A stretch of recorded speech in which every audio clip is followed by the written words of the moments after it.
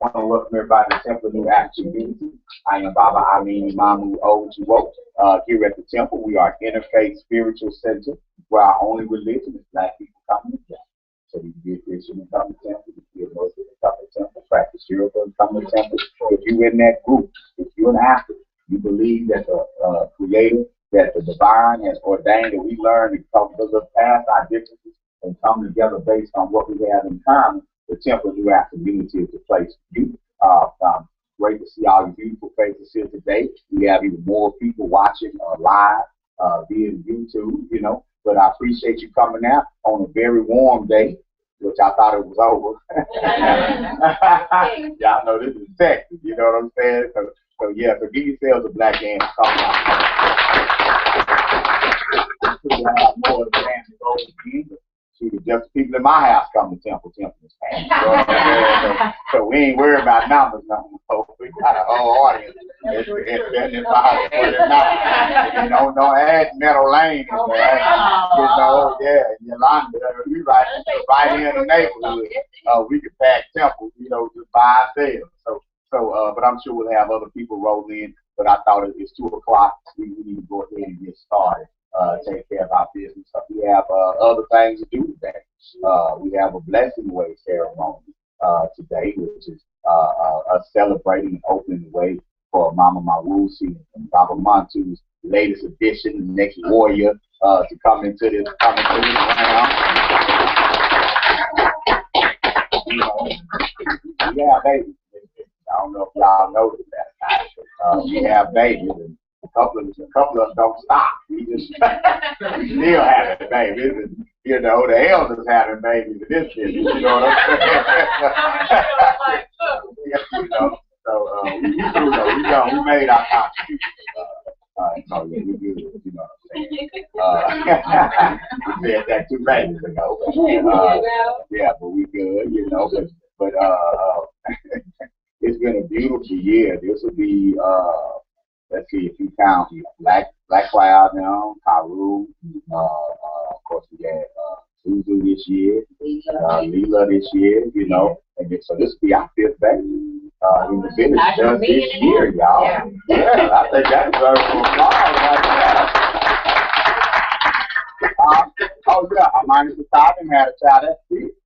Yeah, that's 6 in the RBG family alone that we got to think of. Might be a couple more out there.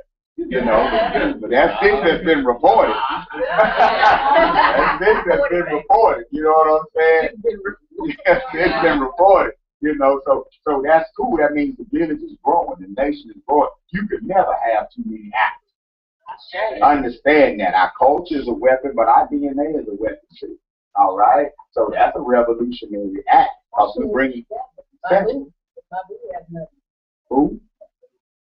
Oh yes, the 7. So bring out another grandbaby this year. So yeah, so that's 7 babies.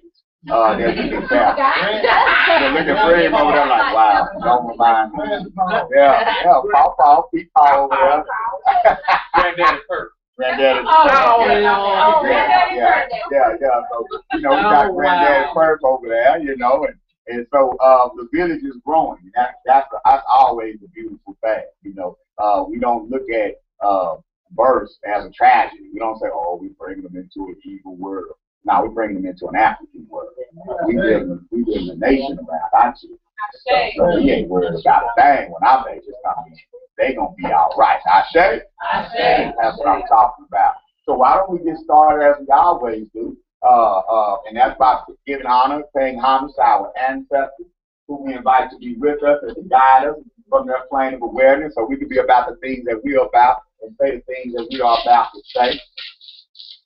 Man, it's good to see y'all. I got a lot of extra rest this morning, so I'm like feeling all that. Yeah, you know what I'm saying? I'm really containing myself, you know. Yeah, you know, I'm like really cool right now, you know. It's really chill, you know, and I'm ready. You know, I'm ready to bring the ancestors in here, and I'm ready to hear this powerful message from Baba Mahari this afternoon, you know, and just ready to share the energy with everybody. So why don't we do it properly? You know, let's bring our ancestors into this form of libations.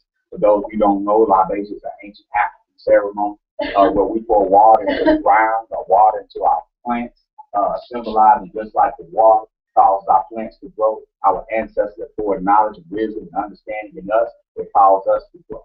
We are only here because they were here. You only cool because somebody was cool before you. All right? You only fly. You ain't unique. You unique because somebody before you. All right? You didn't make that up. You didn't make up that walk. That ain't your walk. Your great-great-grandmama walk. She was fine way before you started. All right? So we're gonna bring Paw, Big Mama and them in. Whoever, as long as they're an ancestor. We don't want to rush nobody. As long as they're an ancestor, we want to bring them in and share this energy with us today. I say. I like to start off this morning. I like to pour libation for my father, Robert Parker. I say. Yes. Grandmother Alice Marie Brighton. His grandmother Alice Marie Brighton. I say. Thomas Sankara. I say. Selma Loud. I say. Virginia Rice. I say. Elliot Tubman. I say. Peter Dodge. I say. Marcus Mosiah Garvey. I say. Rachel Armstrong. Rayshawn Armstrong. I say. James and Eleanor King. I say. Danny Hawkins. I say. Patrice Lumumba. I say. Emmett Patton Sr., Emmett Patton Jr., Emmett Patton Sr., Emmett Patton Jr., and Emmett Patton III. I say. My great-grandparents, my mother's side, and my grandparents, Robert and Rhoda Blanchard, United States of Okay. Robert and Luella Blanchard. Leon and Stella Glover. I say. Come back. Lorenzo Sr. and Lorenzo Jr. I say. The Right Reverend. First pastor of the Temple of New African Unity, Nat Turner. I say. Nelson Madiba Mandela. I say. Ruby Diggs. I say. Stephen Biko. I say. Jeremiah Cooper Jr. I say.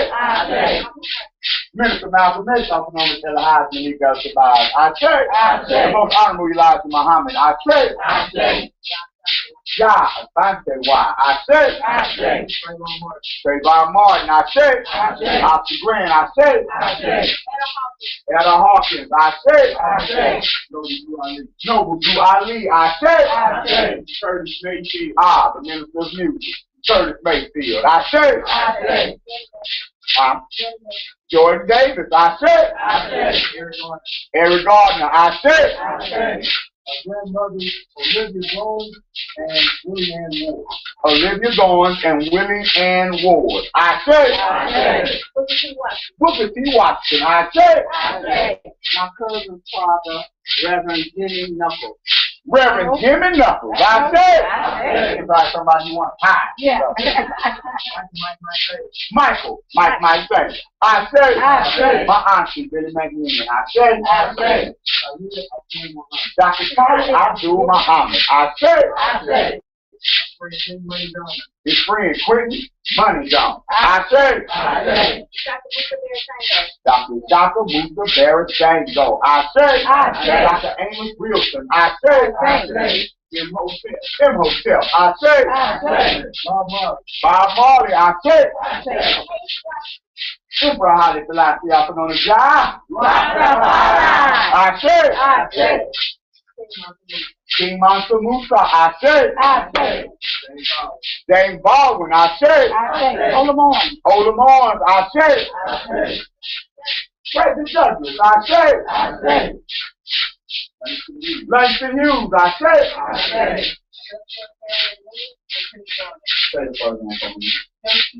Sophia Airway Lewis and Chris Garner. I say. So Journey Truth. I say. Judy Bookman. Huh? Okay. Judy Bookman, 2,000 Overture Death I Leave. I say. Queen Nanny. I say.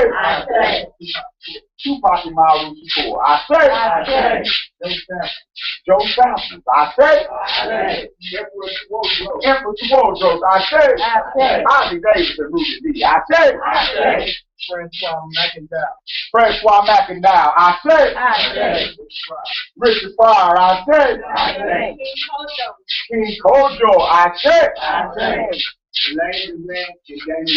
Elaine Durant and Damon Stidham. I say. King Nama. I say. Okay. Kanake Amaranas and King Teratiquas. I say. Queen T. I say. Fred and Freddie Searles. I say. All those who transition in the middle classic. I say. All those who transition in the social master. I say. Big Mama and them. I say. At this time we call our base for all those we have not named, but we certainly have not forgotten. I say. I say. I say.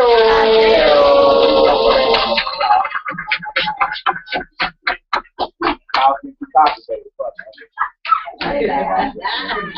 Old bloodline, from airway. Good. We come from a beautiful people, guys. And it's never a bad time to remind yourself. All right, we should be pouring libation and paying homage from whence we came every day. It validates whatever spiritual system we practice. Our ancestors validate.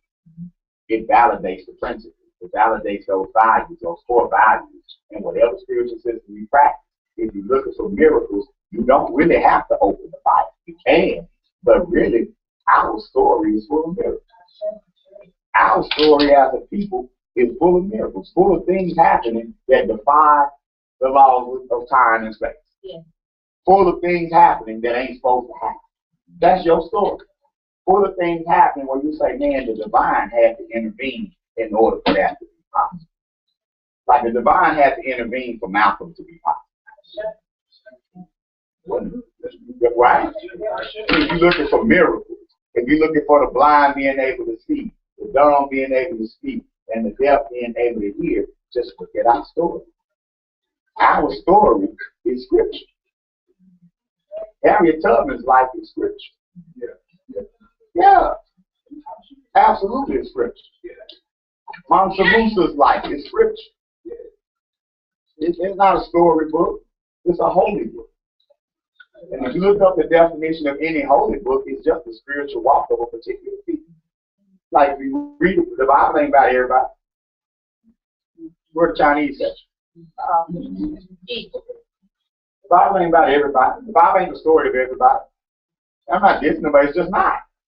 It takes place in a particular place, particular time, dealing with particular people. Yeah.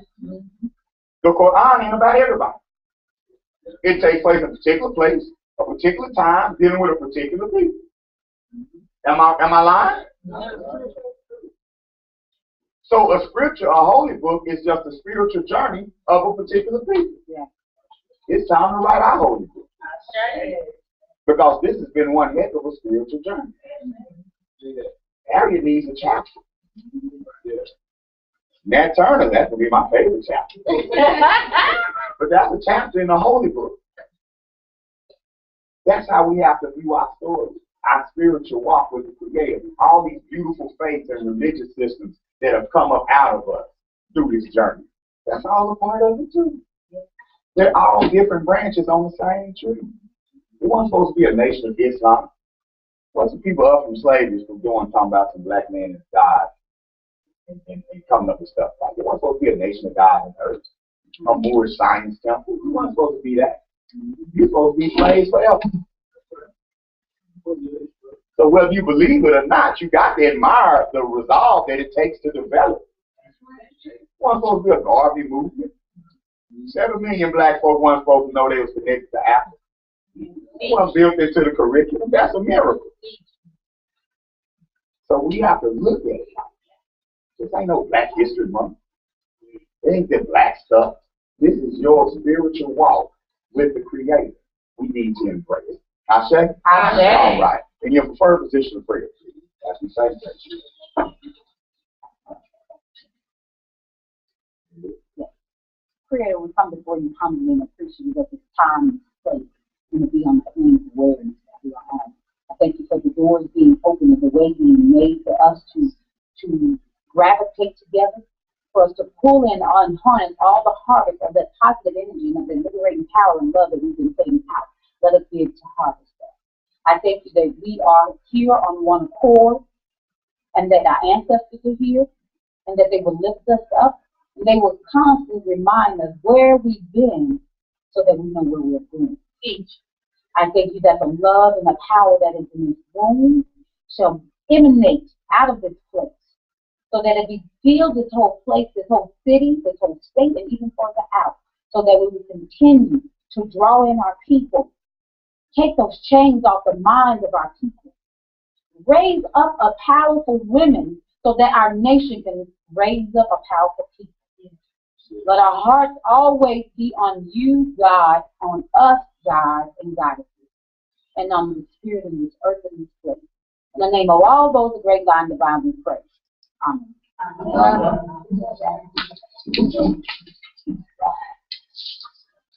Yeah.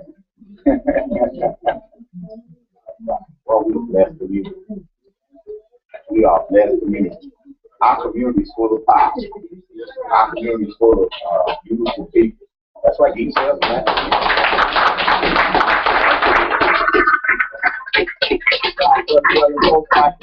You know, this is that guy. This is that gathering every week where we come together and just celebrate each other. It's not the Baba Mean show. There ain't no personality worship going on in this.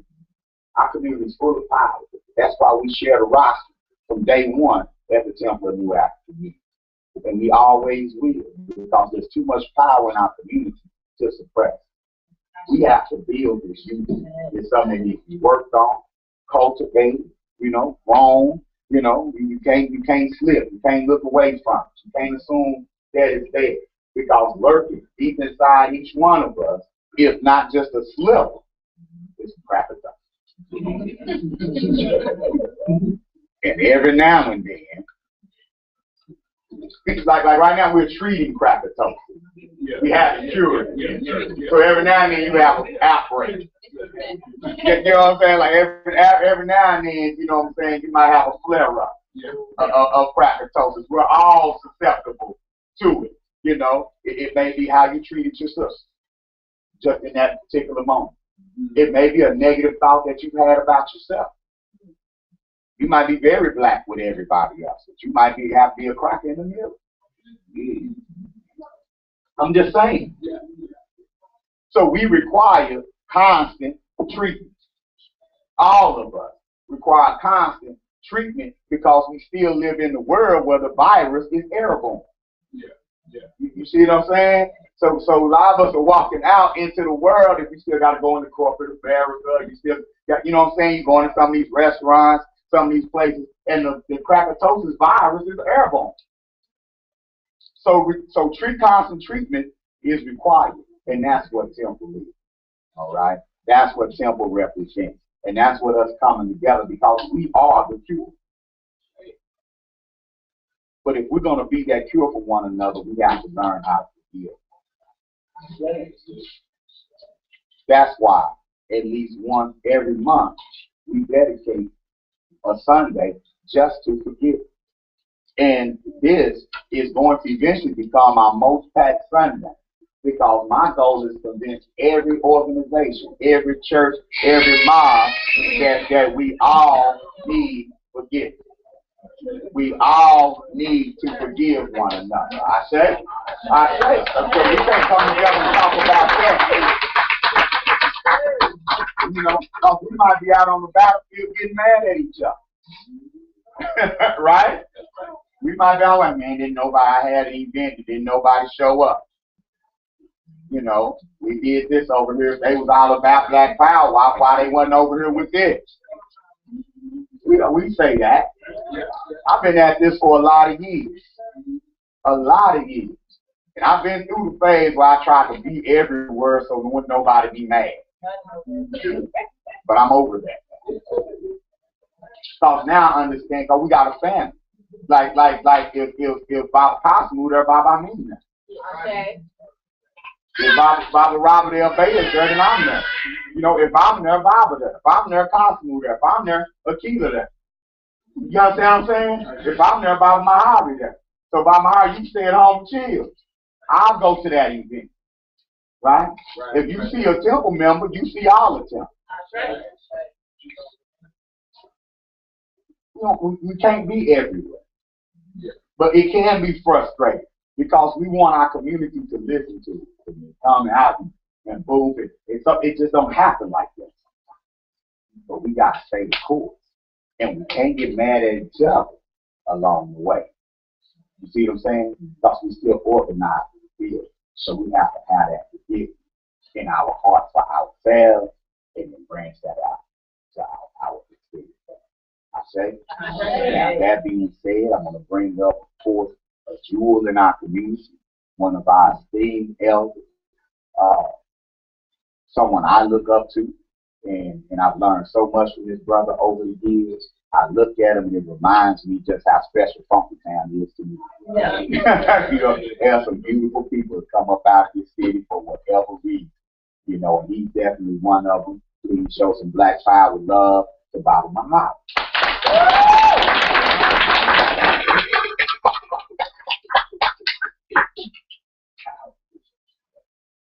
Right, family. We put in the chat and see you up here.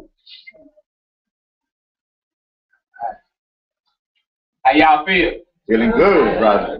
All right, let me tell you what I want to do right off the top, right? I want to start over here, and I want to go across the screen, and back across the screen. You know what I want you to do? I want you to tell me something positive about you as a black person. It's something you're grateful for. You know, and for you little ones, I want you to say at least one of those. Something positive about you, or something you're grateful for. Or both. Or both. You got me? Cool? I would say something positive about me is that I love black people unconditionally, and something I'm grateful for is the strength and power of my family in this year. Thank you so much. And it's okay to repeat. All you got to do is feel that. So that's right. Something positive about myself is that I love to learn from my people, and I love to, just pick up and see, something that I'm grateful for is being here today and being able to speak here.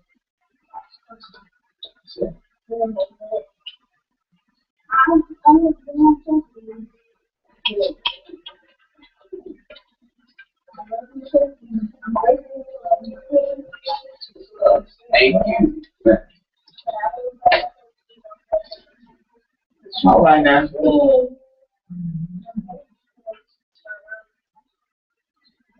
All right.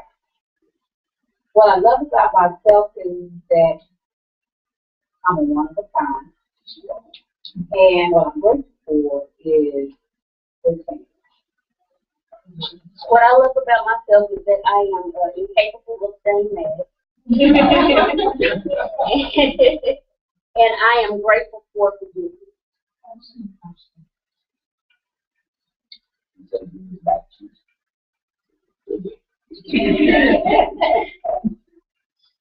What you like about you? What are you grateful for?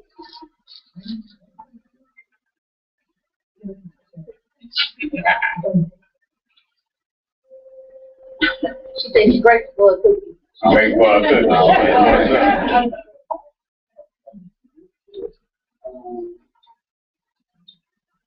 Something positive about me, I'm strong. Yes, you are.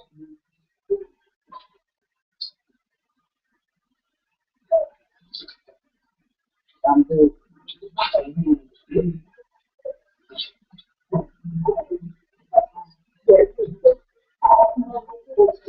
I love you, thank you. It's all good.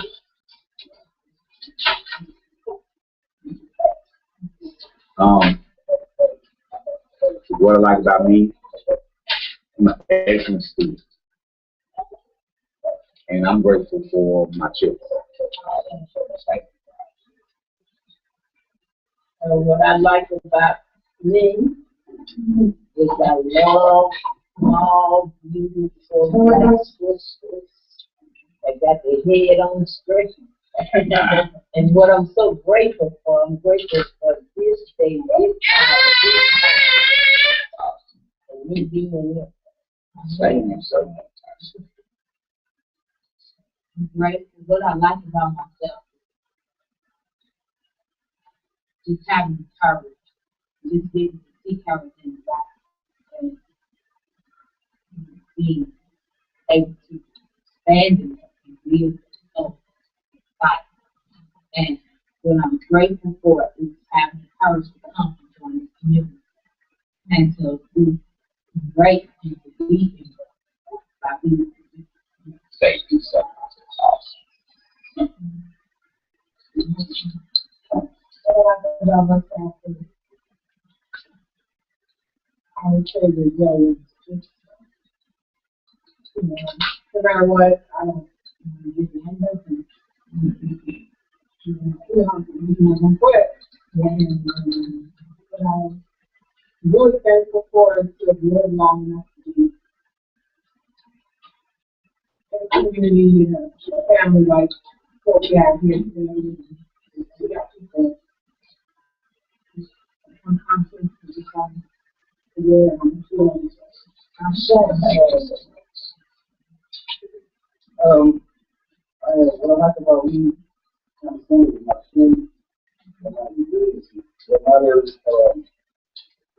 the challenges that I've been faced with in the past years, I've managed to get back up and against all the obstacles. And I'm very grateful. So what I'm grateful for is being able to take some of the lessons of hard life and use them as tools to learn from and better myself, and then to embrace it and let it work through things. Thank you so much.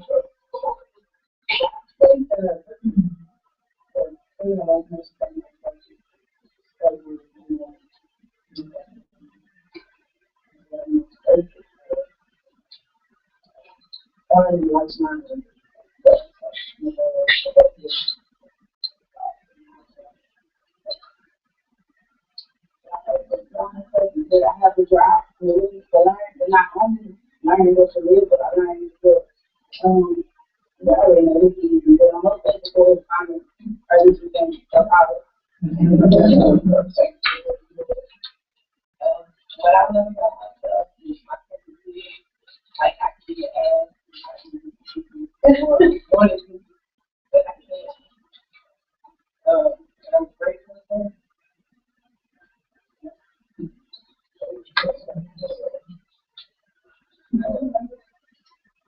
One thing I like about myself is that I'm a man of passion, very caring, and I allow that carry to transfer to passion. One thing that I'm really thankful for is those times when I need strength and I need support. All I have to do is think about my family. It's always up to your people. So I thank y'all for being in my life. My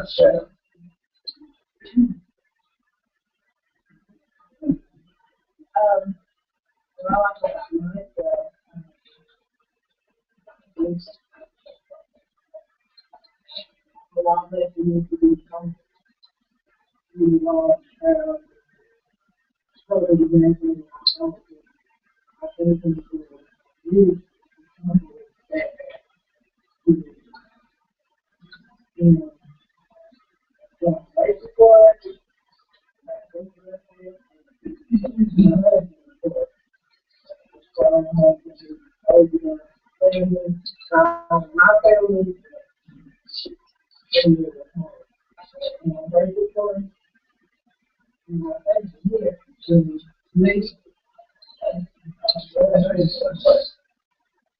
Oh, well, like myself. So much you. What I like about myself most is my optimism. I'm still optimistic. I always feel on there. It's my vision sometimes. I feel everything's good. What I'm grateful for is my family. I'm grateful for my family. They really they keep me.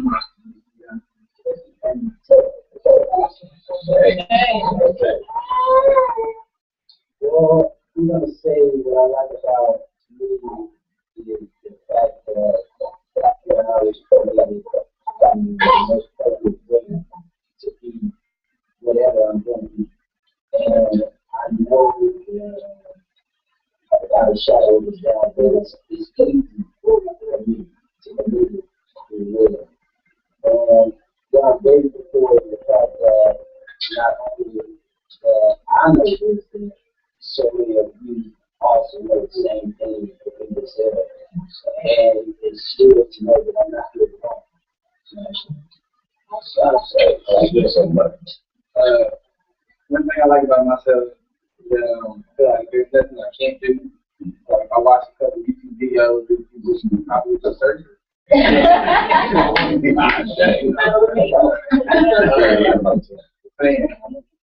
One thing I'm grateful for, a lot of things, like probably write a book, but I'm grateful for every couch that I've stepped on, every conversation that I've gotten, every piece of wisdom,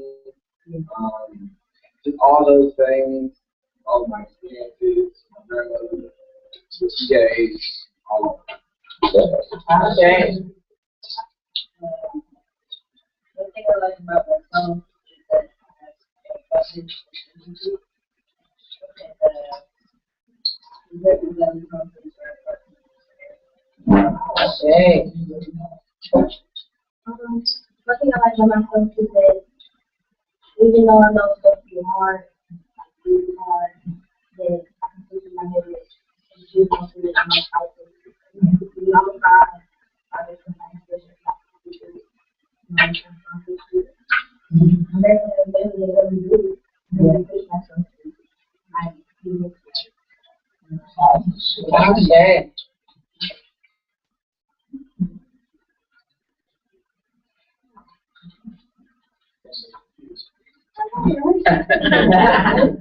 But one thing I like about myself is that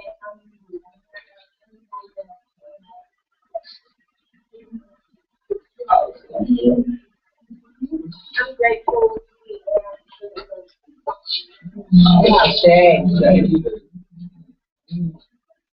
One thing about me, I said is that I have to get in where I feel that something needs to be done. What it is, I'm trying to do and make a contribution. Of course, I'm very, very grateful to my family and my students, my greater family. Thank you so much. I'll be back there now.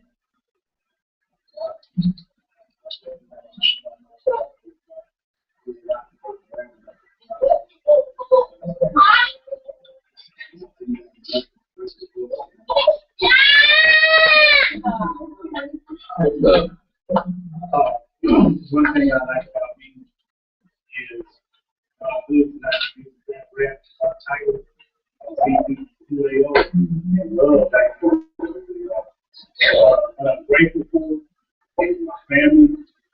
I'm grateful for my dad, for my mom, sperm. He'll be okay, nothing but this. So humble, so grateful.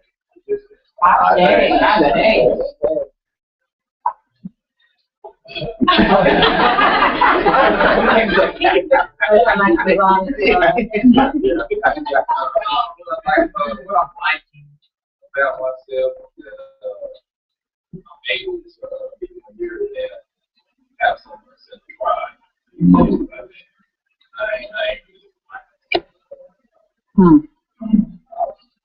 So you know, I'm grateful.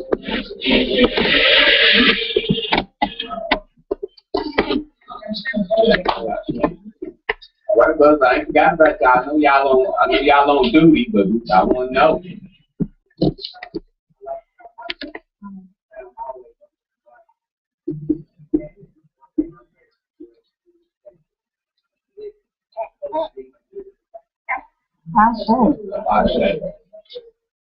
Back there at the door, I hear you. We up there now. We up here.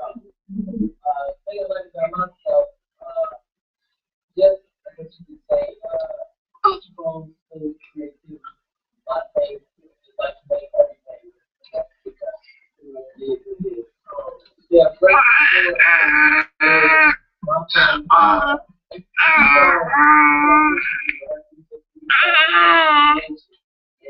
The fact that you can raise it like this, Hey, I say. thank you so much. Done your credit off. I want to know. I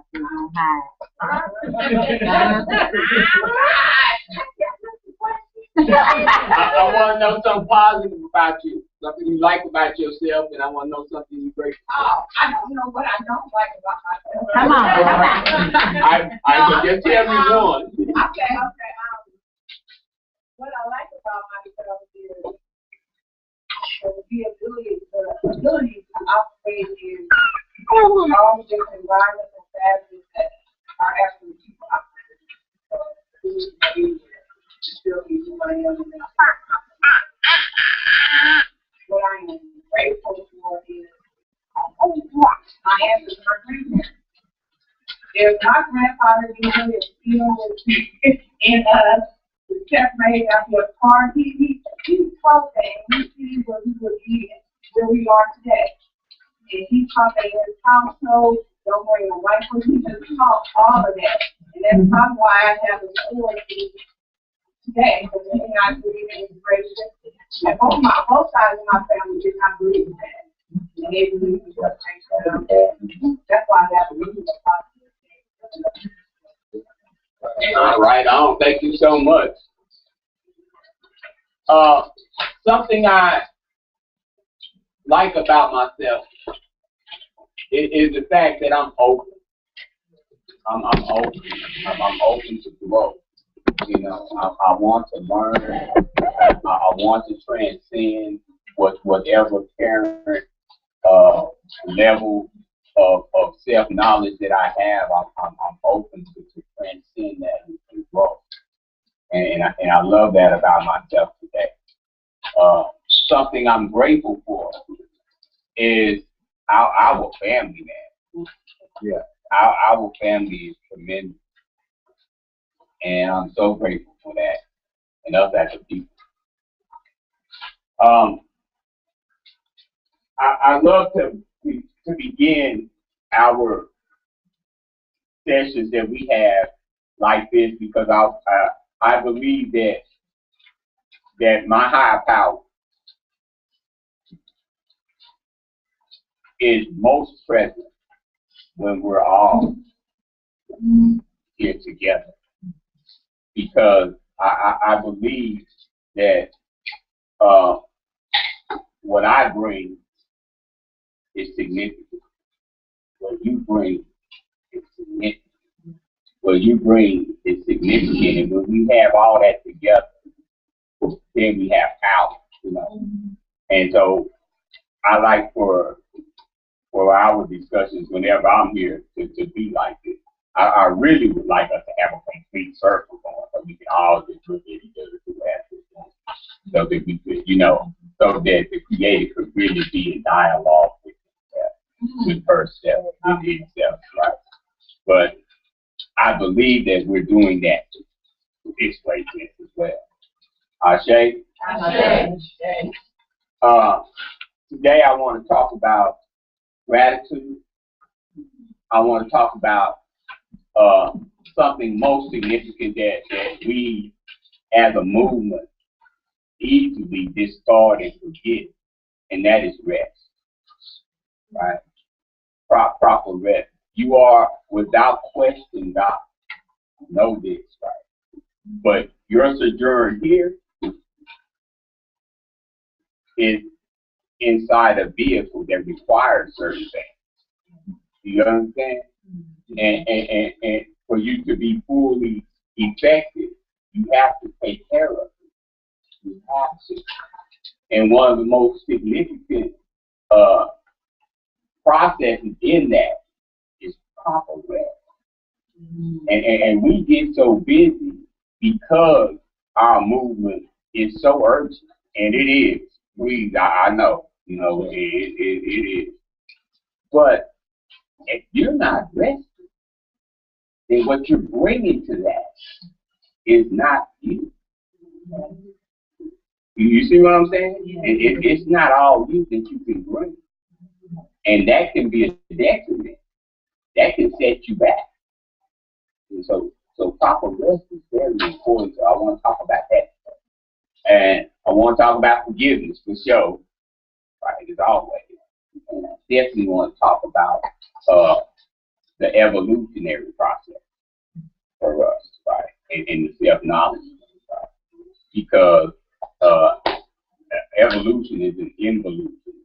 It's an involution thing. So we got to go in. Cool? Yes, sir. All right. So, and I like to read. So I like us to read and discuss. So after we'll read a little, discuss a little. I want you to feel free to jump in wherever you want. Just raise your hand, then I can acknowledge you, and then you can say, whatever. Because I believe when you do that, the Creator is speaking, right? Ashe? Ashe. All right. Imagine gratitude as a breeze designed to void spirit, give lift, aid, shift, or rest off waking walk. In event of turmoil and trial, simply send an SOS call in order to serve ourselves, sense our soul, support our soul. Remember, our SOS call may be altered in honor of gratitude to reflect, empower, and support us now. To use gratitude as life-saving advice, simply remember the cost of the thought and center self, floating gracefully through rough waters to peace the shore. All right, now I want to speak a moment about the importance of the way you feel while you're awake depends in part on what happens while you sleep. During sleep, your body is working to support healthy brain function and maintain your physical health. Right? I don't want to do all the reading. The damage to deficiencies can occur in an instant, such as a car crash, or it can harm you over time. For example, ongoing sleep deficiency can raise your risk for some chronic health problems. It also can affect how well you think, react, work, learn, and get along with others. Healthy brain function and emotional well-being. Sleep helps the brain work properly. While you're sleeping, your brain is preparing for the next day. It's forming new pathways to help you learn and remember information. Studies show that a good night's sleep improves learning. Whether you're learning math, how to play the piano, how to perfect your golf swing, or how to drive a car, any stuff enhances your learning and problem-solving skills. Sleep also helps you pay attention, make decisions, and be creative. Studies also show that sleep deficiency alters activity in some parts of the brain. If you're sleep deficient, you may have trouble making decisions, solving problems, controlling your emotions and behaviors, and coping with change. Sleep deficiency also has been linked to depression, suicide, and risk-taking behavior. Sleep also plays a significant role in your physical health. It's involved in the healing and repair of your heart and blood vessels. As a matter of fact, your immune system relies on sleep to stay healthy.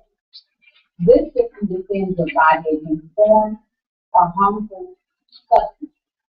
Ongoing sleep deficiency can change the way in which your immune system responds. For example, if you're sleep deficient, you may have trouble fighting common infections.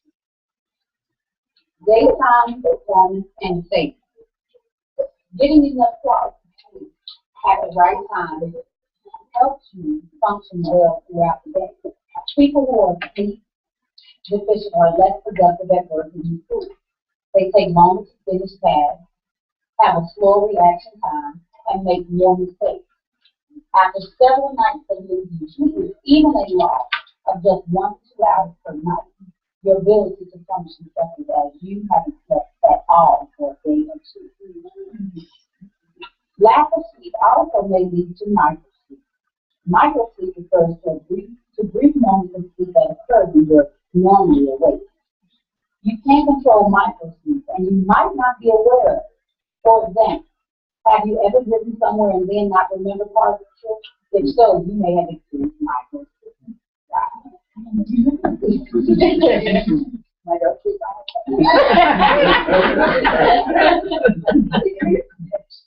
Even if you're not driving, microsleep can affect how you function. If you're listening to a lecture, for example, you might miss some of the information or feel like you don't understand the point.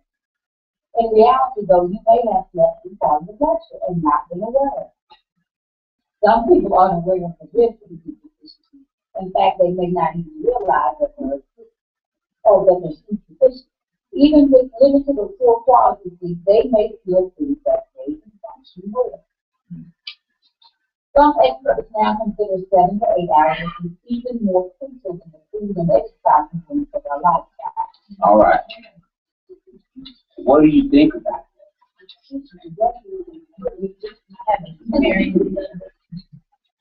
I have experienced the sleep deprivation, and it may be deprivation from stress.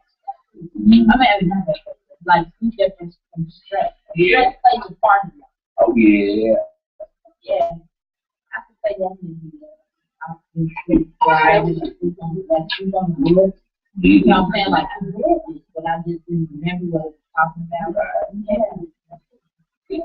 Microsleep. We do it all the time.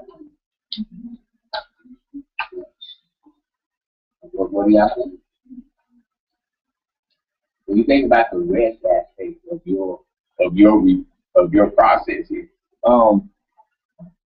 I know I'm sleep deprived. That's part of my life.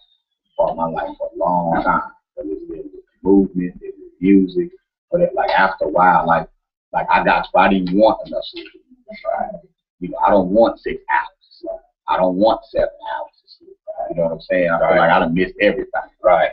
You know, and but it does affect how I function on a daily basis. That's why I don't like to sit in meetings long. Right? You know what I'm saying? Because I am sleep deprived, and sleep will sneak up on me. Right?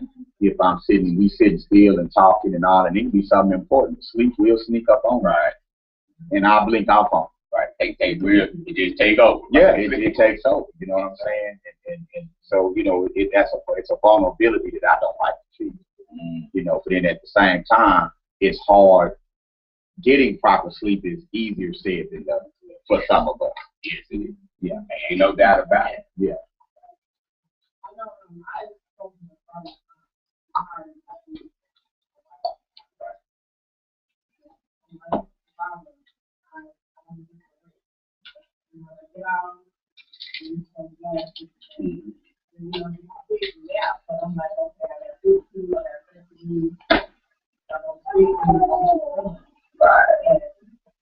Something that I really have to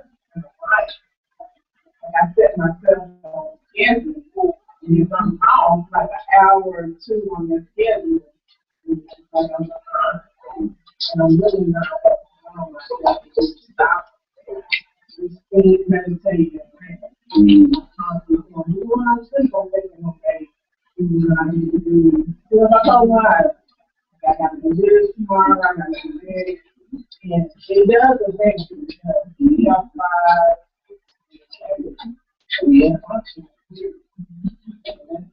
I'm like, why was good? I mean, I feel like I have a meeting every community meeting. And I was telling him, because he's coming in low key. Right. You haven't been going out. I said, you know what?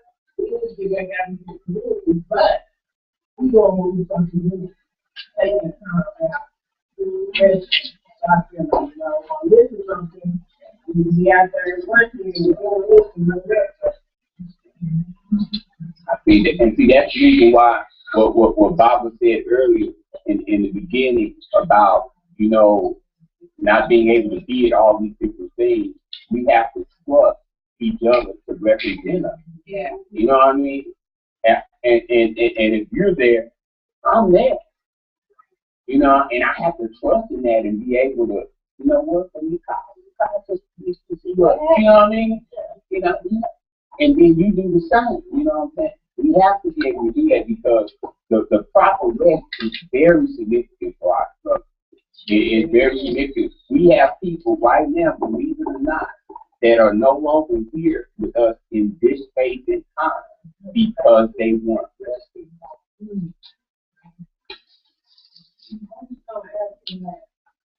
Sometimes we have, this is why we do like 7, 8, 9 hours. But if we prepare ourselves before we go to sleep, you know, when you're sleeping, you're not sleeping. You're not getting sleep and rest because when you sleep, we have, I'm not saying I'm experts, but we have to train ourselves to turn that brain off. And do that sometimes to take meditation because you sleep. You know? Shut it down so that if you can get to 6 hours, it's a quality sleep. While you're sleeping, you're not resting, thinking, worrying, and saying all about some subject, some problem. And you get up, take it off. That's right. I want to give you a suggestion. When you're preparing to sleep, one of the things that the body releases for us to get into that sleep mode is melatonin. Right? Now, one of the things that initiates that is the dim. Right? So if you dim the light where you are, prepare yourself to rest and dim the light for a couple hours before you expect to be asleep, and it'll happen. See what I'm saying? Yeah, I would just want to say you can tell when you go into a good sleep, you're going to drink. You're going to have you're going to be dreaming. And if you pay attention to the dream will let you know what's going to happen. Yeah. Because I'll give an example. I was in cosmetology school and I wanted to learn how to do the waves at that time. And I went to sleep. I went into a deep sleep and I dreamed about doing the waves on the hair. I got up the next day, I was all prepared for it. I just went in there and went to do it. So we know when we get in good sleep, we're going to dream about stuff. We're going to dream. Right. Yeah. That's right. That last cycle of sleep. And sleep is insight. We can talk further about that. I just want to say another reason Robert says it all the time.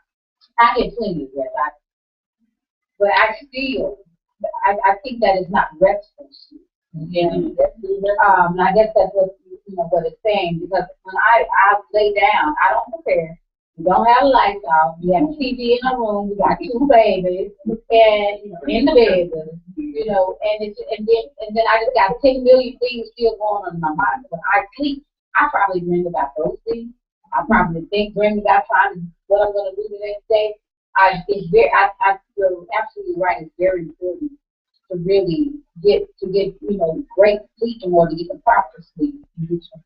Get your mind right before you go to bed, because you got to go put yourself to bed before you actually go to sleep instead of following them. Because that's a major part of it.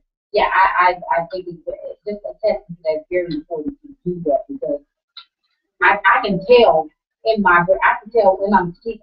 It's like I'm looking at myself dreaming, and it's like you're still going. My mind doesn't rest. Right. Still going. So I wake up in the morning, I'm like, God, I'm tired. And then I sleep, or I wake up maybe angry, Right.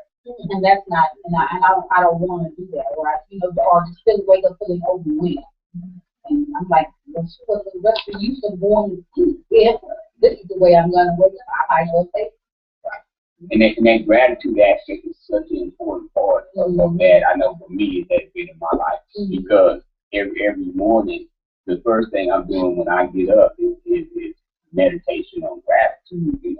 I don't even get out of bed. I wake up, I'm in the bed meditating on gratitude for about 30, 45 minutes before I get up. And the last thing before I go to sleep is I'm meditating on gratitude. You know what I'm saying? I'm meditating on gratitude. So that my vibration is, that's where it begins. That's where it is. Praying.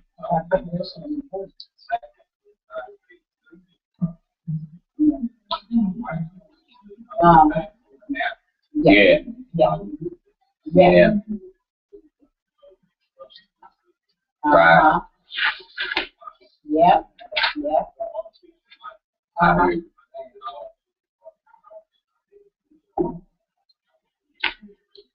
I heard.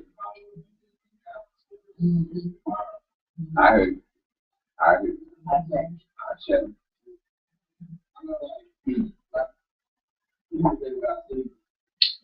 I guess like I just try to think we are like nature. You know what I'm saying? Like in order to that's all the natural function, natural nature. You know, you think about like this might be other things. Like you think about like trees, how you know they would drop. The tree might die, but it's alive.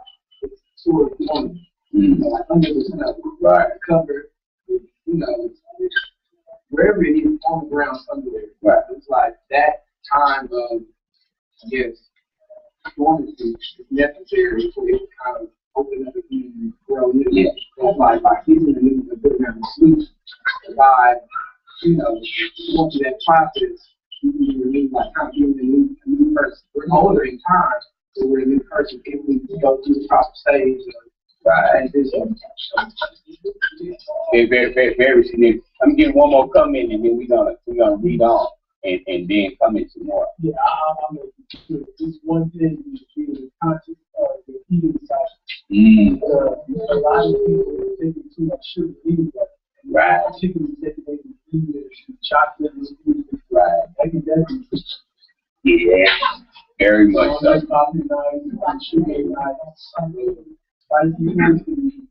Yeah. And that's very significant. I appreciate that. Let's read on a little bit more to find the freedom and forgiveness. Anybody who was scared to read? Yes, sir. Finding freedom and forgiveness. It's amazing how much power an 11 word holds. It has the power to release freedom and happiness. It has the power to allow us to move forward without ever having to focus on the past. When we fail to forgive, it has the power to bind us and hold us captive to hurt and pain. It has the power to leave us miserable, unhappy, and trapped in a cycle of anger and unease. We have all experienced some level of hurt, whether we were mistreated, left brokenhearted, or lost our faith or trust in someone. We all have felt pain. Resentment. The black love, black power, and freedom we seek as Christ. The more we interact with each other, the more often we'll find our brothers and sisters stepping on our toes.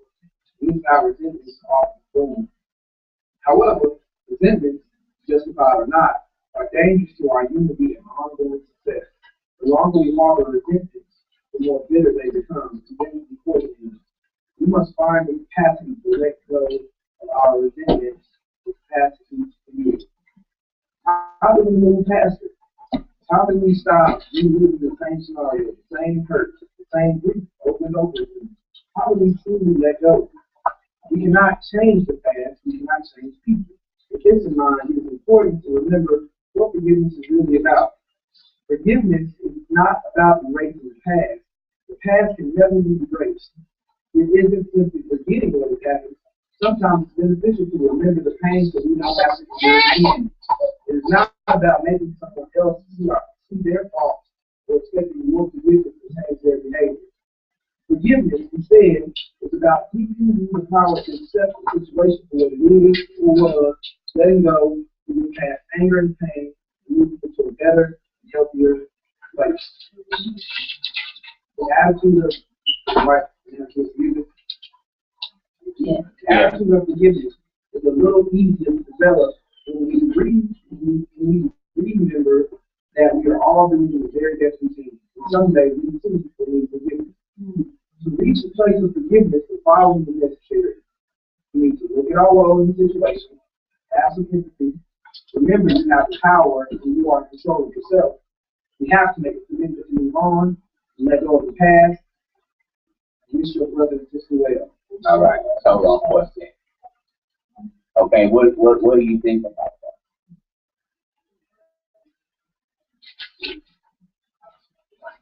What do you feel? That Yeah. I think those steps are very necessary. In order for forgiveness to be meaningful, we have to place ourselves in other person's position and see things from their perspective. And that's not just the process, get the offense or whatever it is that we need to forgive in our lives. That's just the process, and we can do it for that other person's point of view. Right?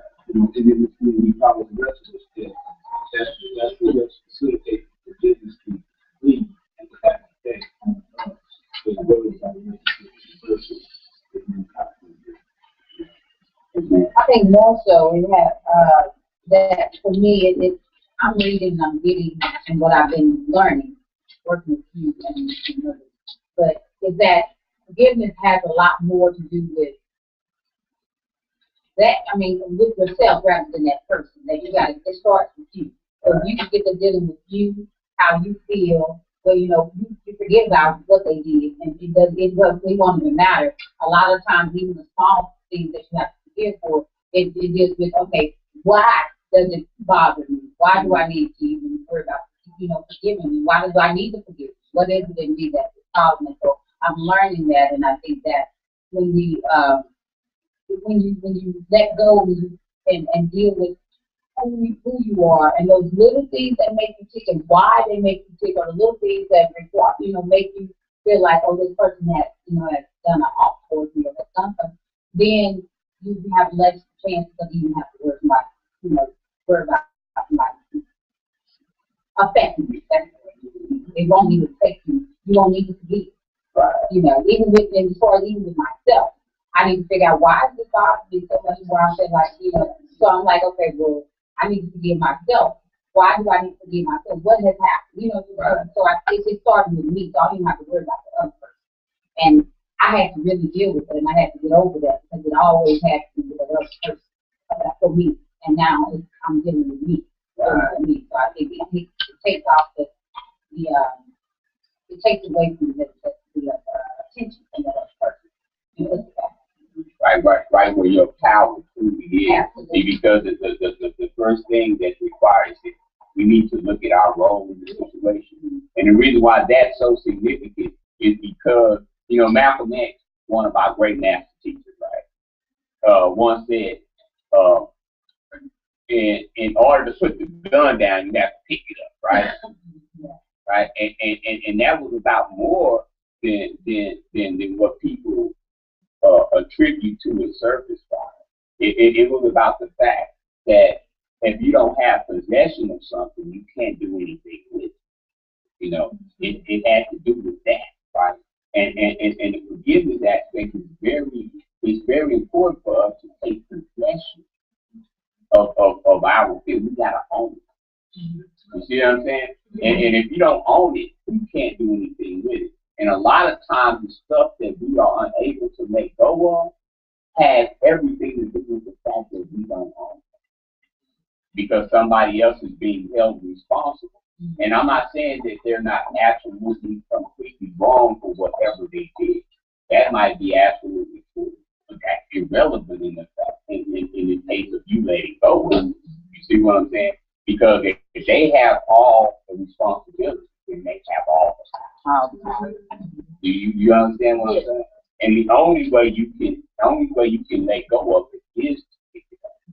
So you have to pick it up. Because once you have possession, then you can do whatever you want, including putting it back. All right, Shay, I want to go here. I saw your hand. I got something. Some of you want to go here. You and then.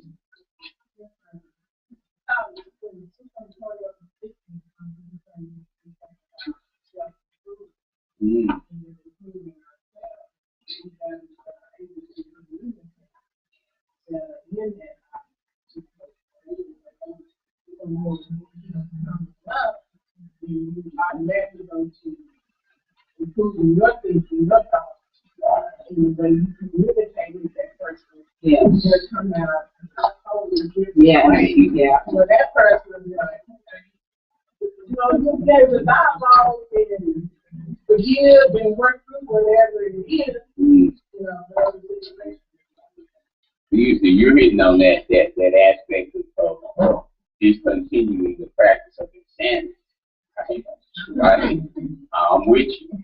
Yeah, I was just gonna say that the needing to address my role in the situation. For me, that's where I have to start. Because if I start at what you did, then it'll just be a back and forth all day. We'll just go on the blame game thing. But if I start with, okay, what did I do? Then I can approach you in a way where if you argue with me about it, you look foolish. You look foolish for not saying, okay, well, you know, you're admitting you're wrong. So let me admit my wrong.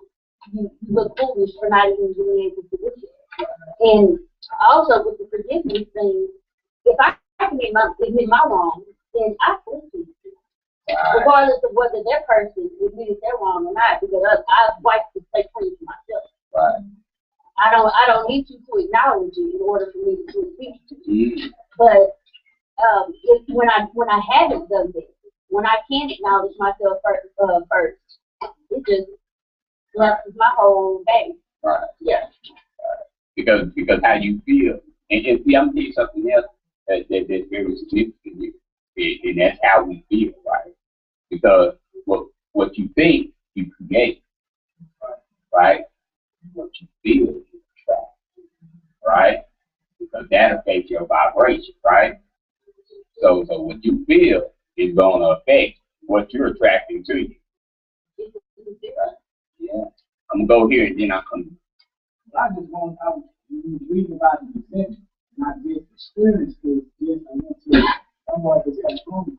And I went to the homecoming, and you know, so a bunch of people here. And I could feel a bad attitude. Right. The dude is looking at me back home. I didn't know who the dude is. Right. But as these guys see some of my arts members, as we sitting talking, dude was standing up and he called him over. Right. I'm like, what's up, man? This is the dude I used to get into it with. He's scared. Yeah. I got you.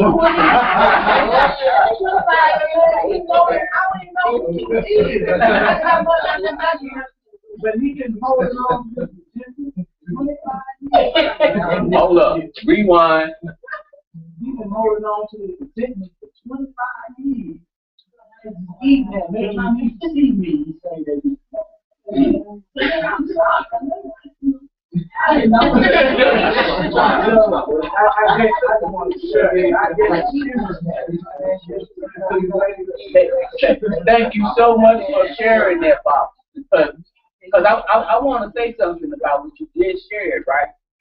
Now, I don't know if you and him took that discussion any deeper than that, but had you had the opportunity to discover how his life has been, you would have found that what he's been feeling, right, he's been attracted.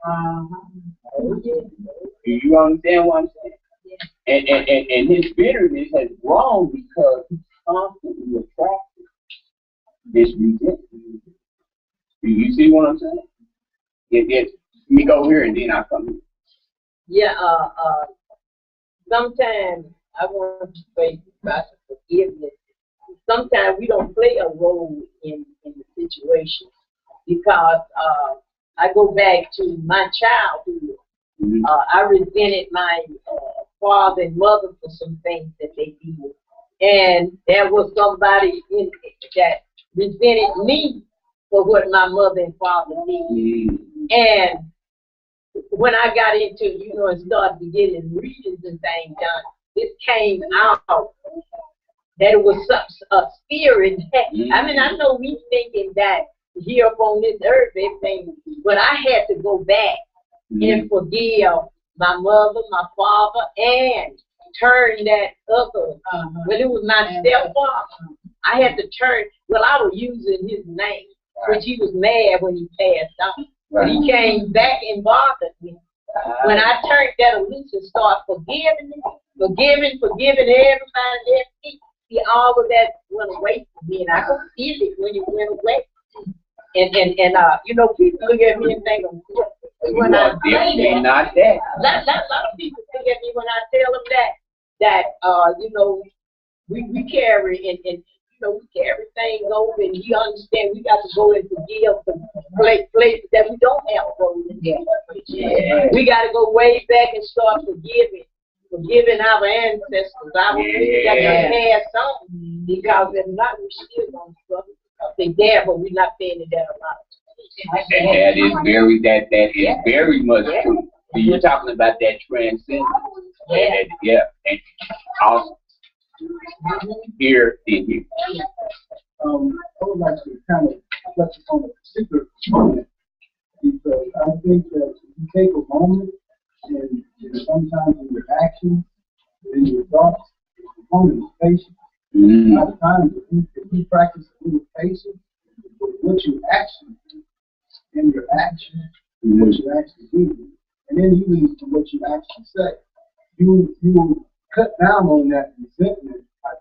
And then your participation in the role that you play, or the participation that is upon you can reflect back and say, was I patient in that situation? And then you're able to look at yourself and say, well, hey, I was able to be patient. I know I did the right thing. Because at the end, you always try and think you're under restlessness or your stress is caused, and I just didn't do the right thing. So why didn't you? You was rushed, maybe you didn't sleep. Exactly. You know, you pointed out something very significant, and then you said what you actually did. We're talking about paying attention to your intentions, right? Very off, very significant.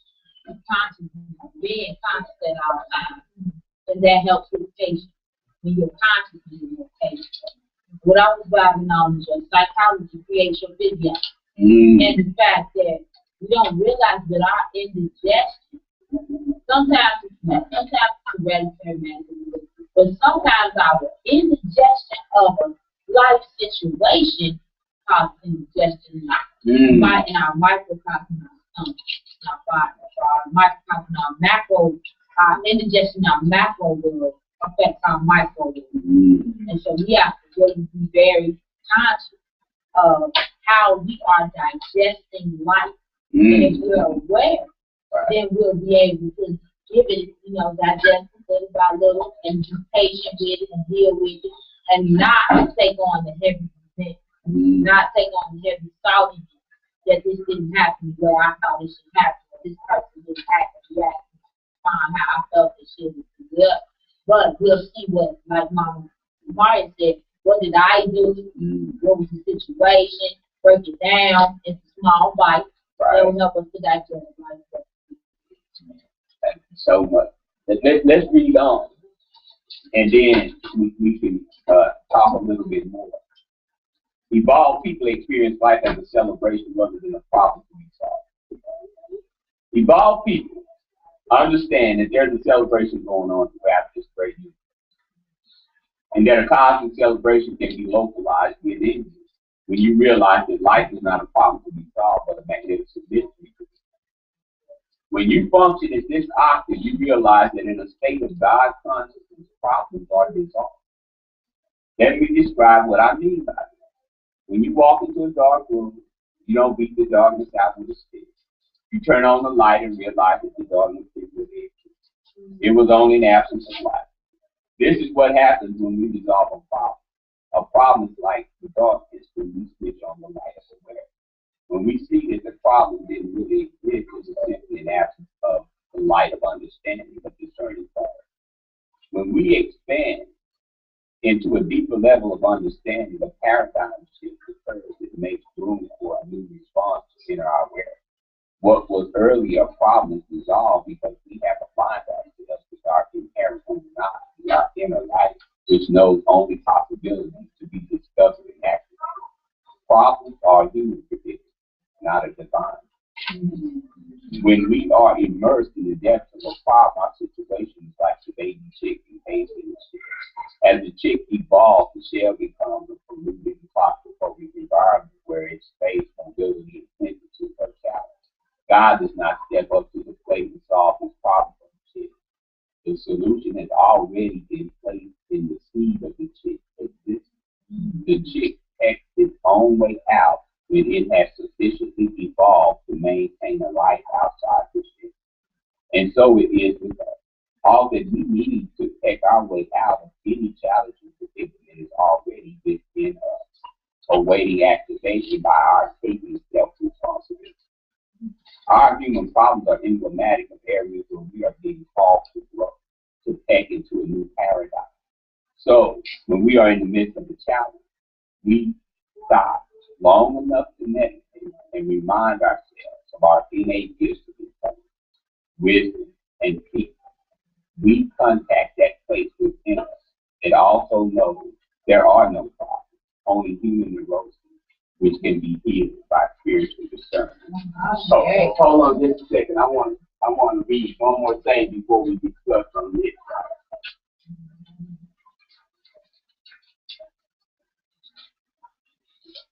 This is the Matter Volume 1, right?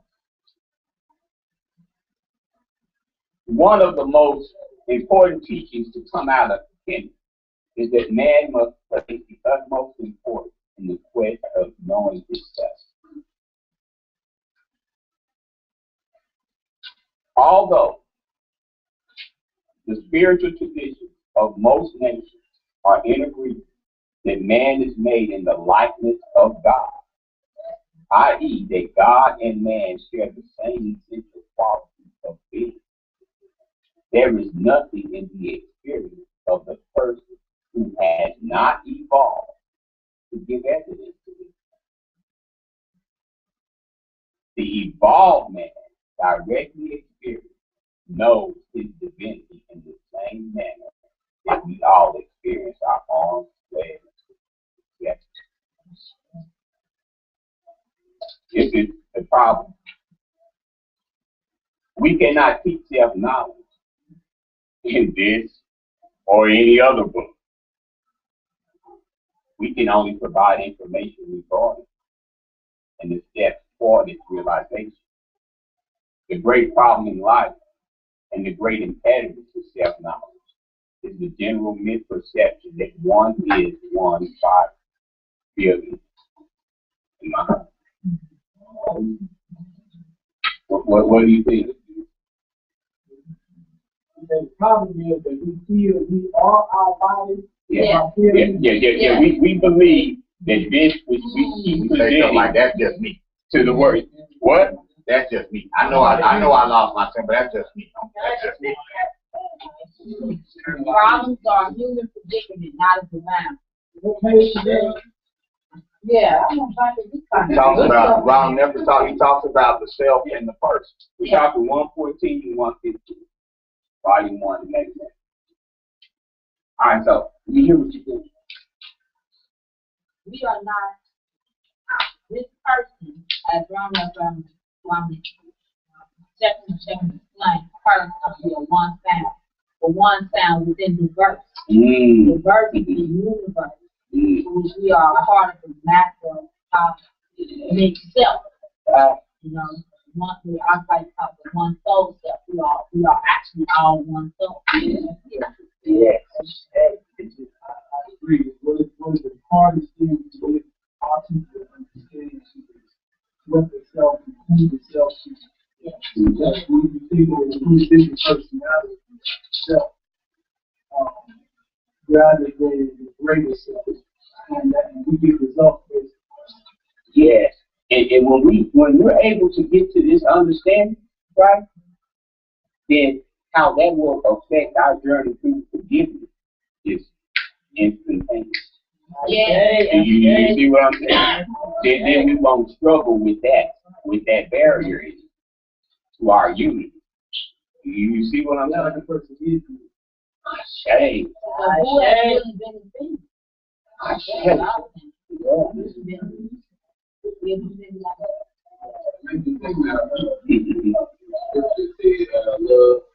Love, most to the fall. when I think about that, first thing that comes to my mind is the fact that by having love, I can be more forgiving. It starts with me having love within myself. I don't be loving others, but loving myself. I don't think about the ability to love, have the capacity to love. It has to be a sound, balanced frame of mind. Think about balance, peace. Think about think about higher spiritual levels. With that mentality, you tend to understand that those certain beliefs, that's just me. It's the internalized human part, not the spiritual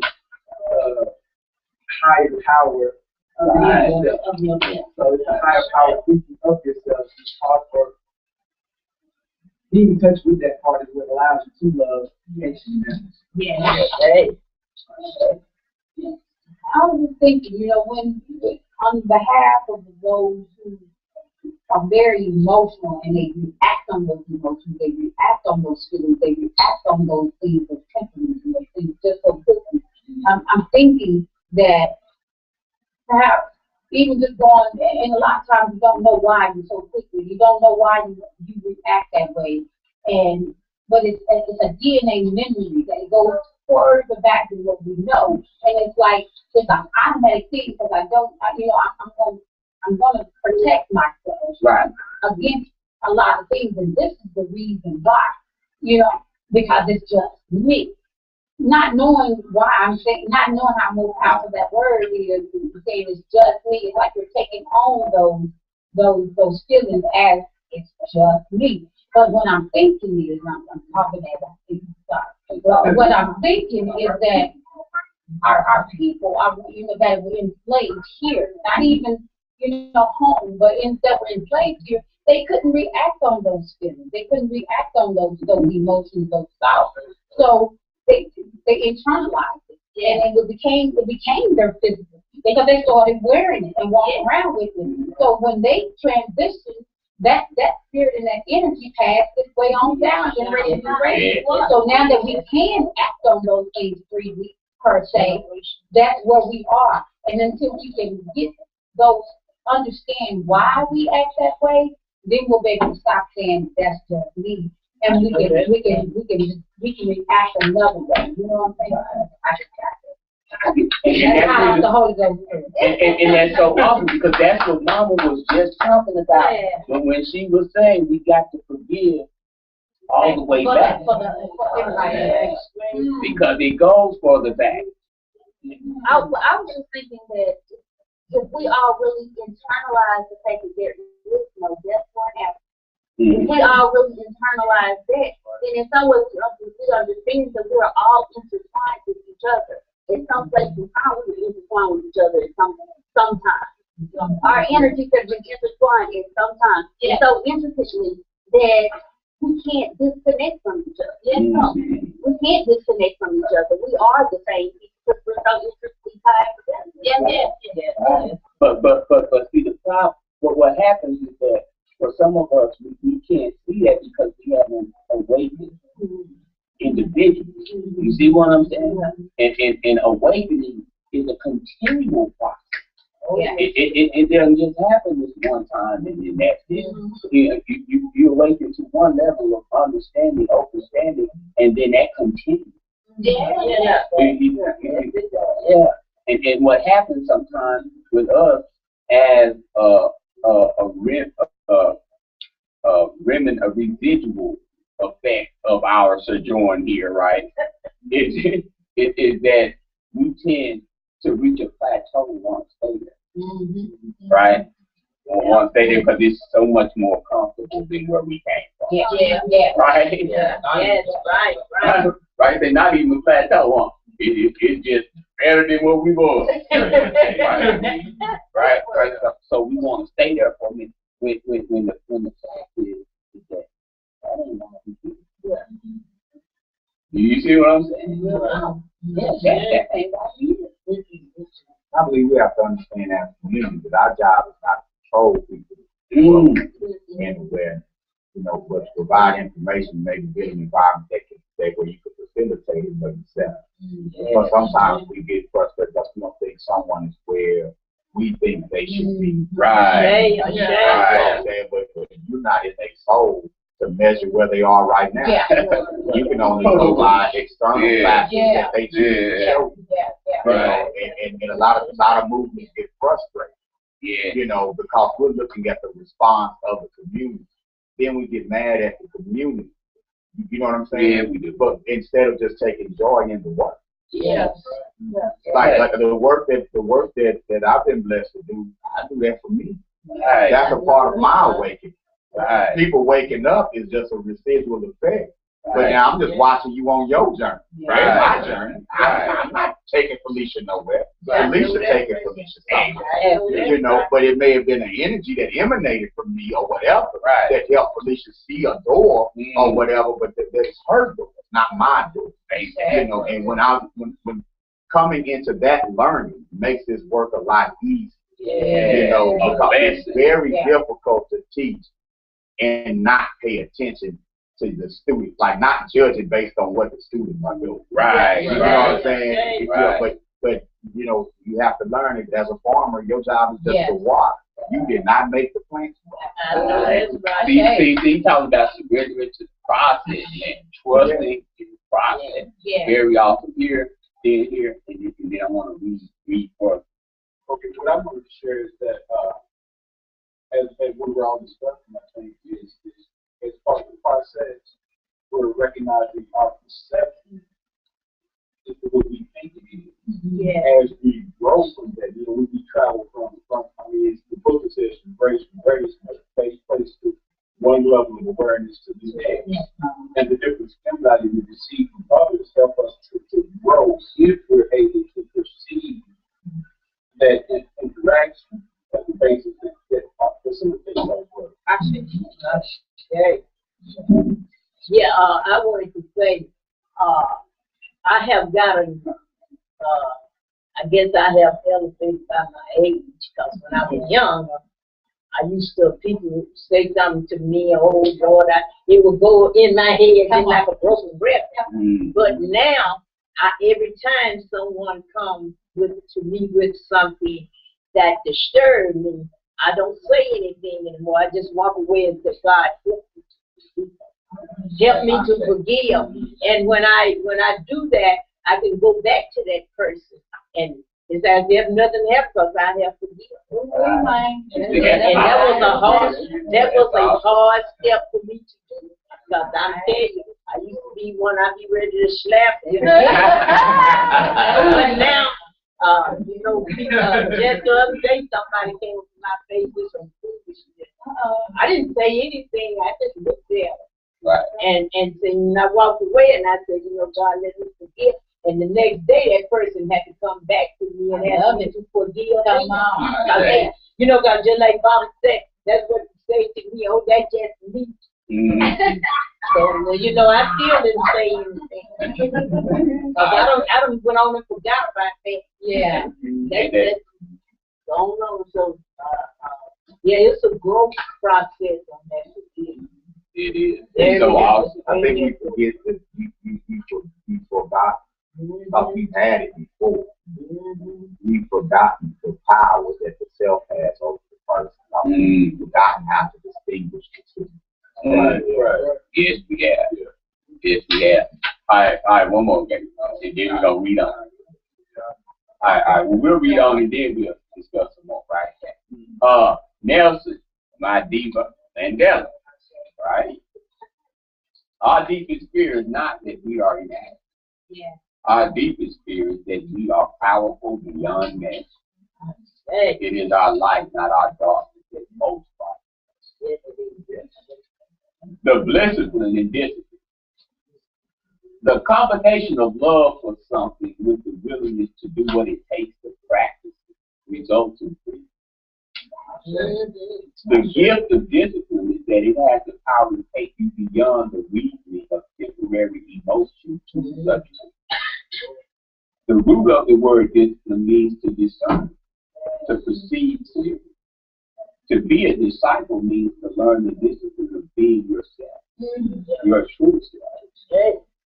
Thus, discipline is the practice of self-love, self-respect, and surrender that results in freedom. Right? So the path for us individually is to be awakened spiritually with you, which then becomes your own deeper life purpose, which then produces in you a desire to reach out and touch our brothers and sisters in a way that expresses such love and freedom and truly evolves our community. However, we can't do that unless we activate ourselves. Now,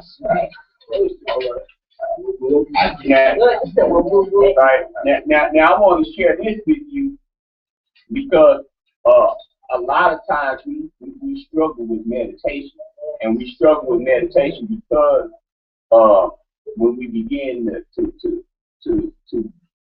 meditate, our mind is so active, and it's intimidating when we're thinking about meditating for 20, 30 minutes or whatever. It's an intimidating thing, especially when we can't do it for soon as we start, all these other thoughts come in, right? So I wanted to share this with you because this is a beginning for a meditation practice, right? It's a beginning, but the journey of 1,000 miles begins with say. All right. You may be wondering how one breath can help with the meditation process or give any kind of practice at all. Well, please allow me to submit the idea that by lessening the time of your meditation session to one breath, you send a very significant message to your conscience. That message is, this is your only chance. Pay attention now or you'll miss. Now, you may be amazed at how much your mind can wander even in the space of one breath. But don't worry about that. It's now. For now, we want to go short and deep rather than long and shallow. We want to be fully awake for the simple matter of seconds it takes to complete one single cycle of breathing. When you think about it this way, it seems natural. You feel a surge of confidence because this is something you actually can do. Now, in preparation for our brief session of meditation, consider this question: who is breathing? Then release the question completely into a nonverbal manner. Accept no answer that comes in words. Let this question cover in the silence of your mind. Let this one single, on stage, in the spotlight breath be completely natural. Let it move at its own pace and reach only the depth it seeks. Don't push, force, or direct. Simply follow. It is the only breath you will be attending to in this manner, so give it your undivided attention. There is not enough time to get over. This is as easy as it is. All right, so now I want you to ask people. Yes, go ahead, take your paper down. And we're just going to take one breath, right? So I want you to close your eyes and inhale for as long as you possibly can. Exhale as long as you possibly can. Open your eyes. You done. Right? That's it. Right? You think you can do that? All right, so using. All right, so now using the opening and closing of your eyes to punctuate your session accomplishes two things. One, it directs your attention inward as your eyes close for your brief, very brief chance at sensing this unique breath, which will never occur again in all of space. Two, it makes distinct your session. It tells your conscious mind that you have started something and completed it. It is distortions in our thinking that create physical and emotional pain. What this single breath meditation does, because it's so simple and unintimidating, it disarms any anxiety and resistance and begins the unraveling of deep patterns of this thought. In a soft and gentle way, it loosens the ties that hold resistant thought forms in place. In this way, it begins to introduce tiny hints of freedom into physical and emotional areas of consciousness. Eventually, this subtle sense of liberation filters down to our relationships, our health, our work, and more. these single breaths can become like two small, sweet individuals. And you can have one as a treat, or you can sit down with the whole box and meditate. What do you think? Unintimidating? Yeah. Was there any anxiety? No. You knew you could do it. That's what I'm talking about. That's what I'm talking. And you can do this again anytime, any place. I know I've done it on the bus. Now, I said, what you think, you create.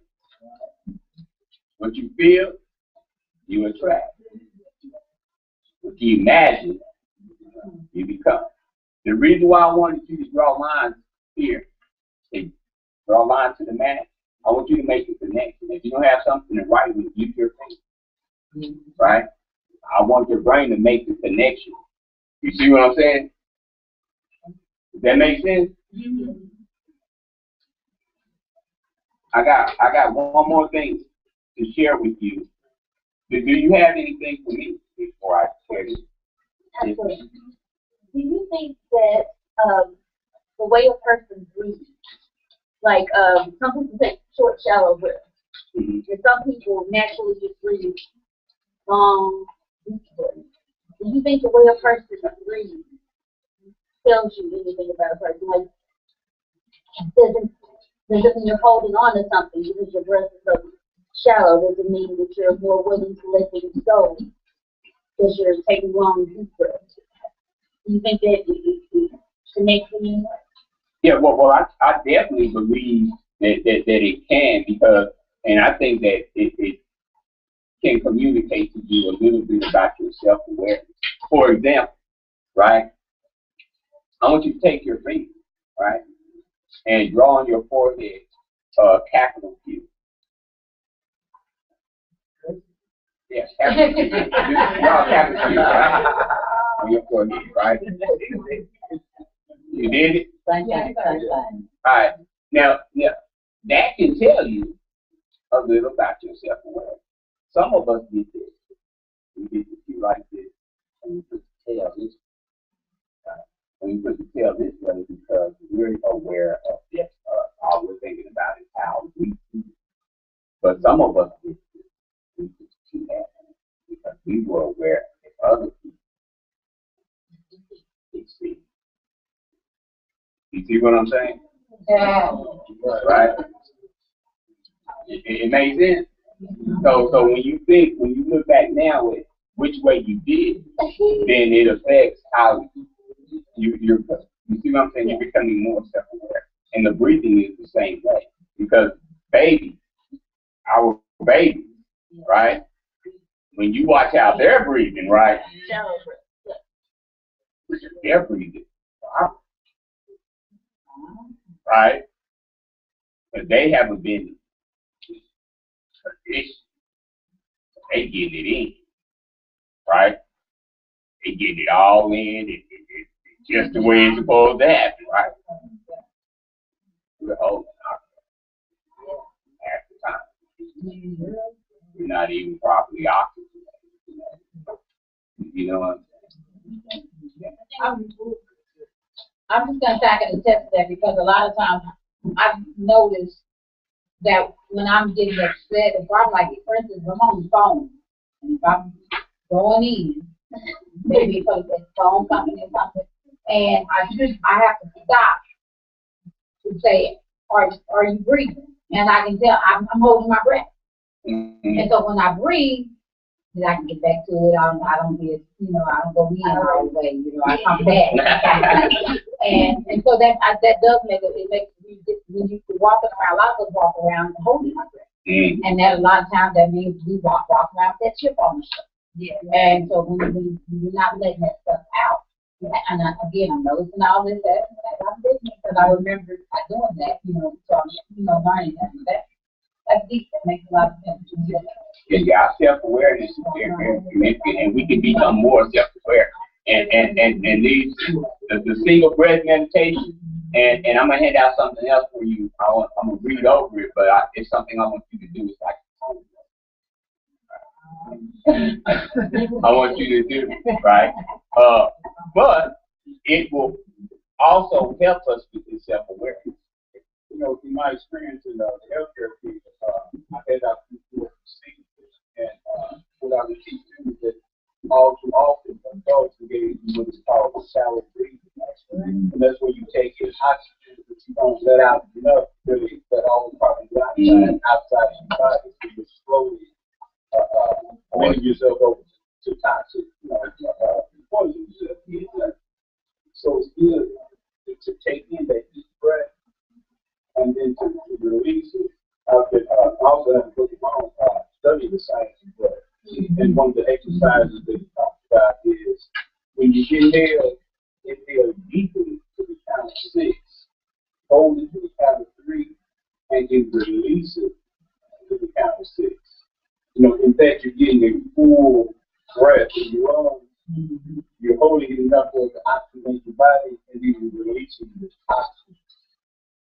And also with that, the emotional poisons that continue to feel our bodies. You know, because of the stress that we live under in the constant face. You know, and I felt that, you know, we just naturally tend to shallow breathe, so we have to sometimes remind ourselves to get this breath.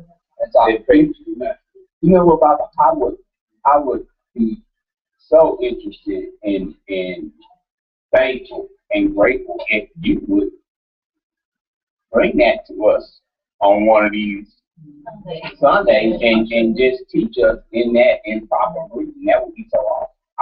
I for one, would be very, very appreciative of that. Who was that? Say again. Okay.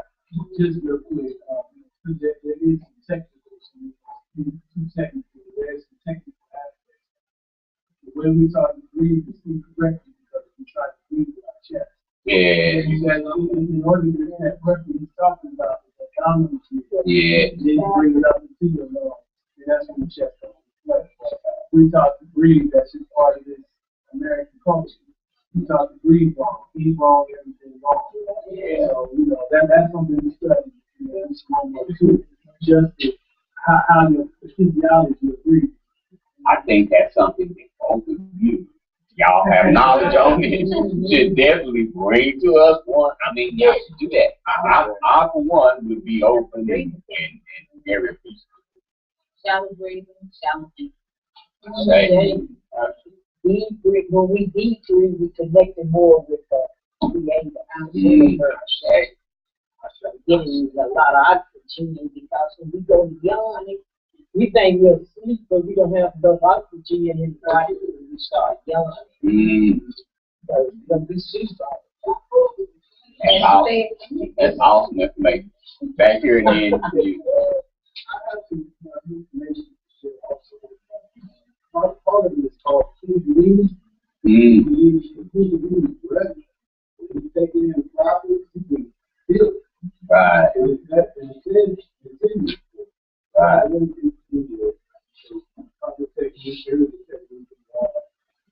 Even when you sit, you know, just part of it. That's the thing that we want. And then, you know, and as I can say this, as a people, if we sat in this room, we could keep breath together. I would feel it. I mean, this room is already energy. I mean, we are an energy faction. Start thinking of breath together. I said it's time to read the session. I want to do it for sure. I'm in agreement with that. Yes, sir. Just that happened to me breathing, but it's not something that Mahari said about it made me think about something like a lot of our issues with each other have a lot to do with what we've done, we say to each other, our destiny, things like that. But I guess I'm thinking about like the spiritual side of it, where our spirits don't fight each other over what we owe each other. Our spirits don't clash over you took my parking spot and this and that. Like our spirits have no ownership of anything physical or tangible. So it's easier for us, for the way of thinking about things in the spiritual realm, for us not to have problems And I guess like that's why I see the importance of even when I meditate, sometimes I like it's not so much the meditation process is so great, it's just that I'm done meditating, I feel so much better because I'm just disconnected from I guess like my human body. Right. So it's kinda like doing things to connect with my spiritual self, help me disconnect, unravel from all the negativity that's connected to my human body. Right. I guess what's going around, I'm hoping it's enough copies. If not, you know, we'll make some copies somewhere somehow. But this is more of a homework thing. I want us to this is something that's going to help us also transcend, you know, this realm, you know, of understanding. And it's something that works, right? It works. It works if you work it, right? Did we actually have enough? No. I mean, all right. Those who go into our house can get copies. All right, and somebody can get this one when I'm done. But we're just gonna read right now, right? All right. How to find your soul. The following is a short exercise to help you find your soul, as I do. That all that is required is a mirror and a well-lit room. 1. Look inside your mirror until you can see your image in the pupil of your eye. Acknowledge that this is your reflection. Step back, close your eyes, look in the mirror again. However, this time you will recognize this image as another person quietly residing within your system. Acknowledge that this person is looking back at you. We will call this person soul. Look at this person called soul. See yourself looking at soul. Now, mentally turn this perspective around 180 degrees and see your soul looking at you. Become the soul, quietly residing within your head. You now have an inside perspective looking out while you are looking. Slowly turn away from the mirror to observe your surroundings with this perspective. Look out through soul's eyes. At this time, things should appear different. This is your new vision, your third eye. This is your soul. Remember, this feeling of that you may recall it when you wish to do things from your soul. If this does not happen, repeat the exercise until it does. Once this distance is acquired, continue to observe life through your soul's eyes. Things will look crystal clear. It is important to not only observe life through this vision, but also to think. Ask yourself questions while you observe life through this vision. You will find the answers directly to your eyes, just as if they were there waiting for you all the time. It's an exercise, it can help us. If you are scared to look at so I was going to a metaphysics school and to analyze dreams, and they told me to do this, and I couldn't. I got kind of fearful because I had read that book, General Liar, and it was all kinds of ugly things. Right. That's what she saw until she found that. So I well, it might something. That was something I was frightened to do. I think I should really get off into it to do, but I'm gonna try. Well, I'm gonna suggest that you try it if you're ready. Because if you're not ready. If you're not ready, I mean, I don't want you to do anything you don't want to do, that you don't choose to do, right? But I do want to suggest that who you are is awesome. All right. Anything you told me. And that's all I really wanted to share with you today. You have anything in closing? Let's hear about Mahari.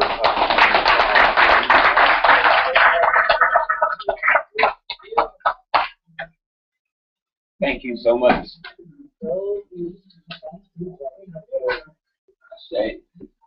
Great job, as always. Yes.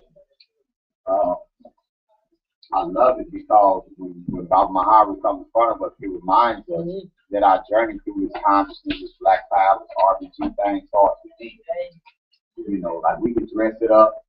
You know, some people look like RBG models. You know, got all the wristbands, and shirts, dashikis, but haven't looked at self-care. And you know, the history books don't give you that part. You know, but this is just as much a part of the revolution as anything else.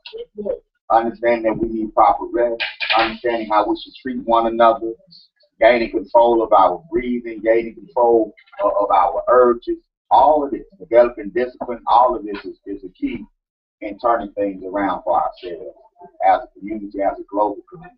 So thank you again, Dr. Yeah. Thank you. Yeah, absolutely, absolutely.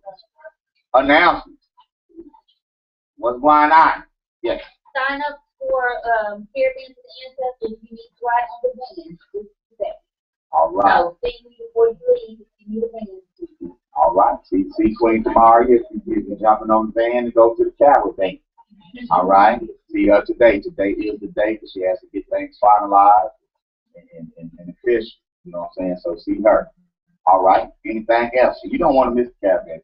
Right now, you do not want to miss. Talking about black love, black power. Now, you definitely want to come to the caravan. Yes, sir. Big C, we go shoot this Saturday. The shoot is at 45 p.m. Yes.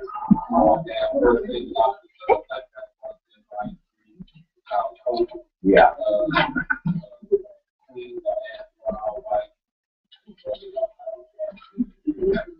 All right. Yeah, so we this says shoot the music video is coming Saturday, BS Ranch. Same place where we had RBG Day. And it's gonna be live. We're gonna be with a bonfire and everything. And gonna cook, we're gonna eat too. Yeah, so it's gonna be pretty live. You know, we're gonna scare the neighbors again. So we're gonna have a good time. Yeah, got one Santa Claus. Tell me something. Santa Claus is coming. You know what I'm saying? Yeah. Santa Claus is all right. All right. Anything else going on? Yes. This Friday, the 26th, is a fundraiser for the Uhuru Academy. We're doing movie night. The location is TBA, right? Yeah. Location TBA. So be looking on either Facebook or we'll let you know, give us a call, those guys number 6. So we will definitely let you know. It's a movie night again to fundraise for the Uhuru Academy. We'll show a movie and we'll be able to probably have some popcorn and some drinks. And we just have some discussion time. But it's gonna be a nice interesting movie. I don't know exactly what we're doing Quilombo, which is a movie/documentary on the Maroon Revolution. So it's very good. It has a lot of aspects in it, so it'll be interesting. And you guys, if you come out, please come out. We'll find out where it is and we'll get it to everyone. If you want to know and you're not on Facebook, give us your information before you leave, and we can make sure we get that information to you. It's going to be a donation or not donation. So there's no such thing as a donation, and it's going to be here or at the church. So we'll let you know. We're working on trying to get it to the black schools. The weather permits. We want to do an outside food, so we'll let you know. That's all for the rules. Oh, also we'll be out our K through second portion campus 2 of the Aurora Academy will be out this Saturday morning about 10 at QT, at the corner of QT over here, on Hanley and Brentwood, and we'll be doing fundraising for our class. We're doing, every class it has been afforded for $80 a month, and we have to fundraise for the school, and that's going to be our fundraising. And I know we're going to do more because we have to keep babies. Doing what? We're going to be out on the corner. You see babies out there have Have signs, signs, and we have it's a book. Yeah, junior high school gonna be in front of the Chase Bank. They ain't gonna be out. I know you got the money. We're gonna be in the ATM line.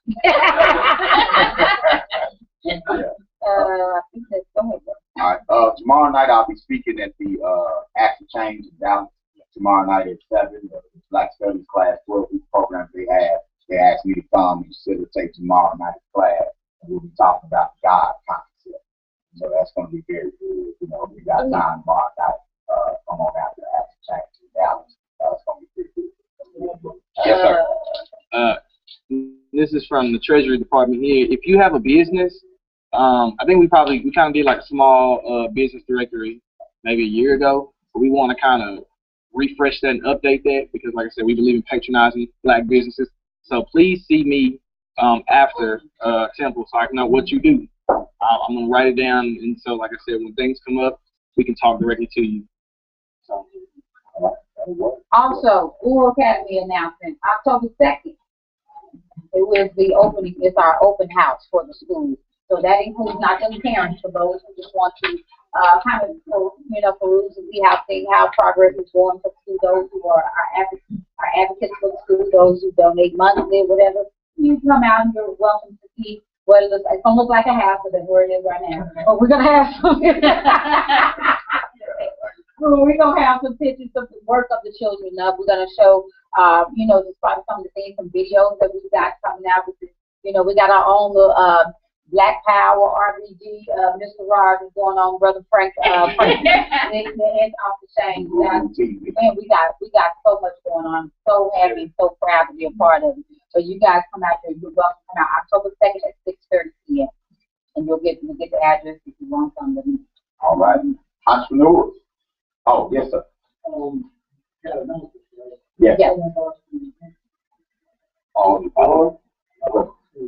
Oh, 27. IPAC. IPAC is having a gathering to get out the votes. Like we're gonna piggyback on the Grandma Prairie View thing, but we're having a tailgate, and it's gonna be at the White House, right? White House from. It's gonna be like a voter registration and voter awareness. What I'm really trying to do is we're trying to get our branding out. As far as making sure that in the community we can be aware of this. We want to try to vote in the fact that we go to count, we go together, we go to the same people, and trying to line us together. We can't identify with us with the community goals, so that we have this community. So that's what we're trying to do. Tailgate on 27th. Right. And part of what the deal is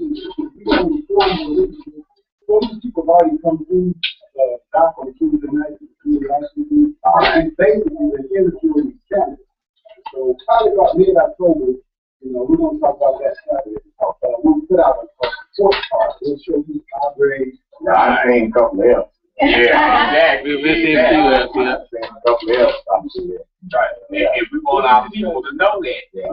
That's Saturday from 4 to 8. Kind of like we just want to have people usually out there.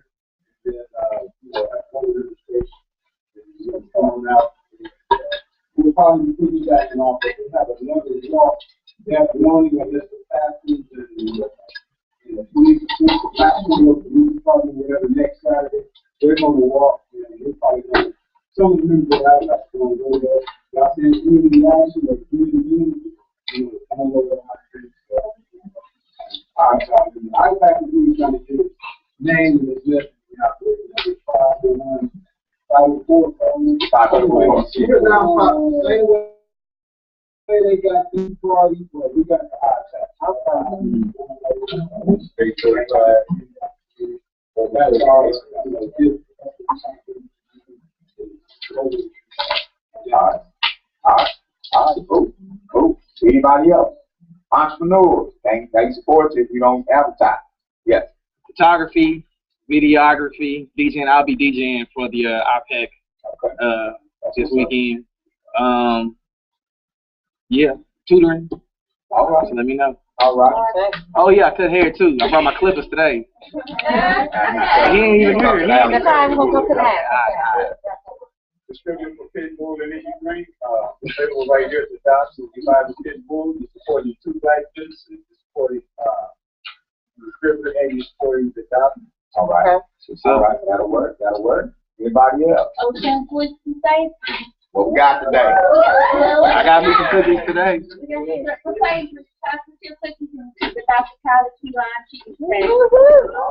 All right. Yes, ma'am.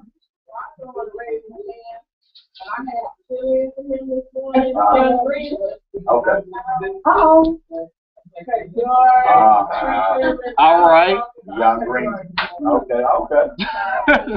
Oh, okay. He probably don't want to. I probably say Scooter thought he got way more homework. You don't want no kids. All right, yes.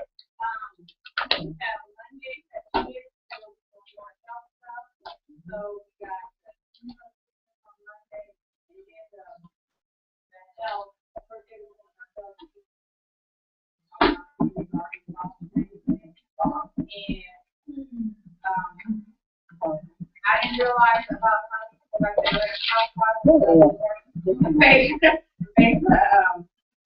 Favorite part. Yeah. Yeah, one Atlanta Housewives. Southern Belle. Yeah, Southern Belle. Yeah. Okay. I know.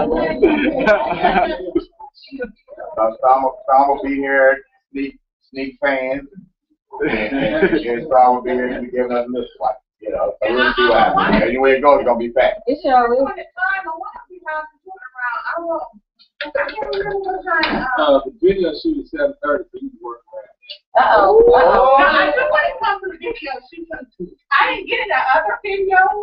that. Right. So I just Where you white? Where you white? All right. That's how I want to be at faith because I want to know how she could be married to a man as long as she was and got away without going to jail. So I want to know that. Oh yeah, he did go to I'm just saying. Okay. Any other entrepreneur? Yes, sir. Okay, we got a trucking company in here, y'all. All right. Yes, sir.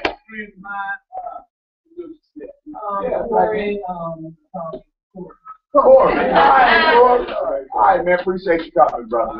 All right. Please return. Any other entrepreneurs? Anybody? Advertising anything? All right. No. I know some entrepreneurs. I ain't gonna call y'all after this week. Maybe things must be good. Okay. All right. All right. Well, if that's not the case, I'm gonna close out by in prayer as we usually do. Please, in your preferred position of prayer.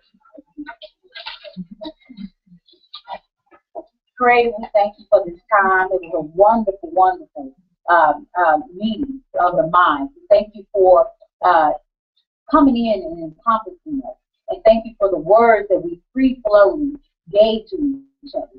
And and just thank you for giving us the boldness to be able to admit our weaknesses and our faults, and to giving us the strength to be able to pick up those things that's going to encourage us and that's going to make us strong and make those weaknesses and faults become strength and power. So I thank you for the love that is coming in. Thank you for ancestors dwelling with us and leading and guiding us. I thank you for all the healing that's coming into this energy that we've got. I thank you for the healing physically, spiritually, and emotionally. In all things that we give thanks to you, Creator, for this time that we are on in this universe. And thank you for us returning and as we have, and let us be able to complete what you put us here to complete so that we know how to do this. In the name of all those great lines of God we pray. Amen. Give thanks, family. Patronized Dr. Bookshop. put on that. Yeah, scary tip. Thank you out there, family, for watching, sharing with us here at the Temple of New African Unity. I hope everybody who watched got something out of it. I know I certainly did. Pass that wisdom on. Let everybody know. Share the link so we can grow together. Peace and Black Power. And by the way, I forgot the scary voice from you. I'm not using my scary voice. Thank you very much. Good night. Black Power.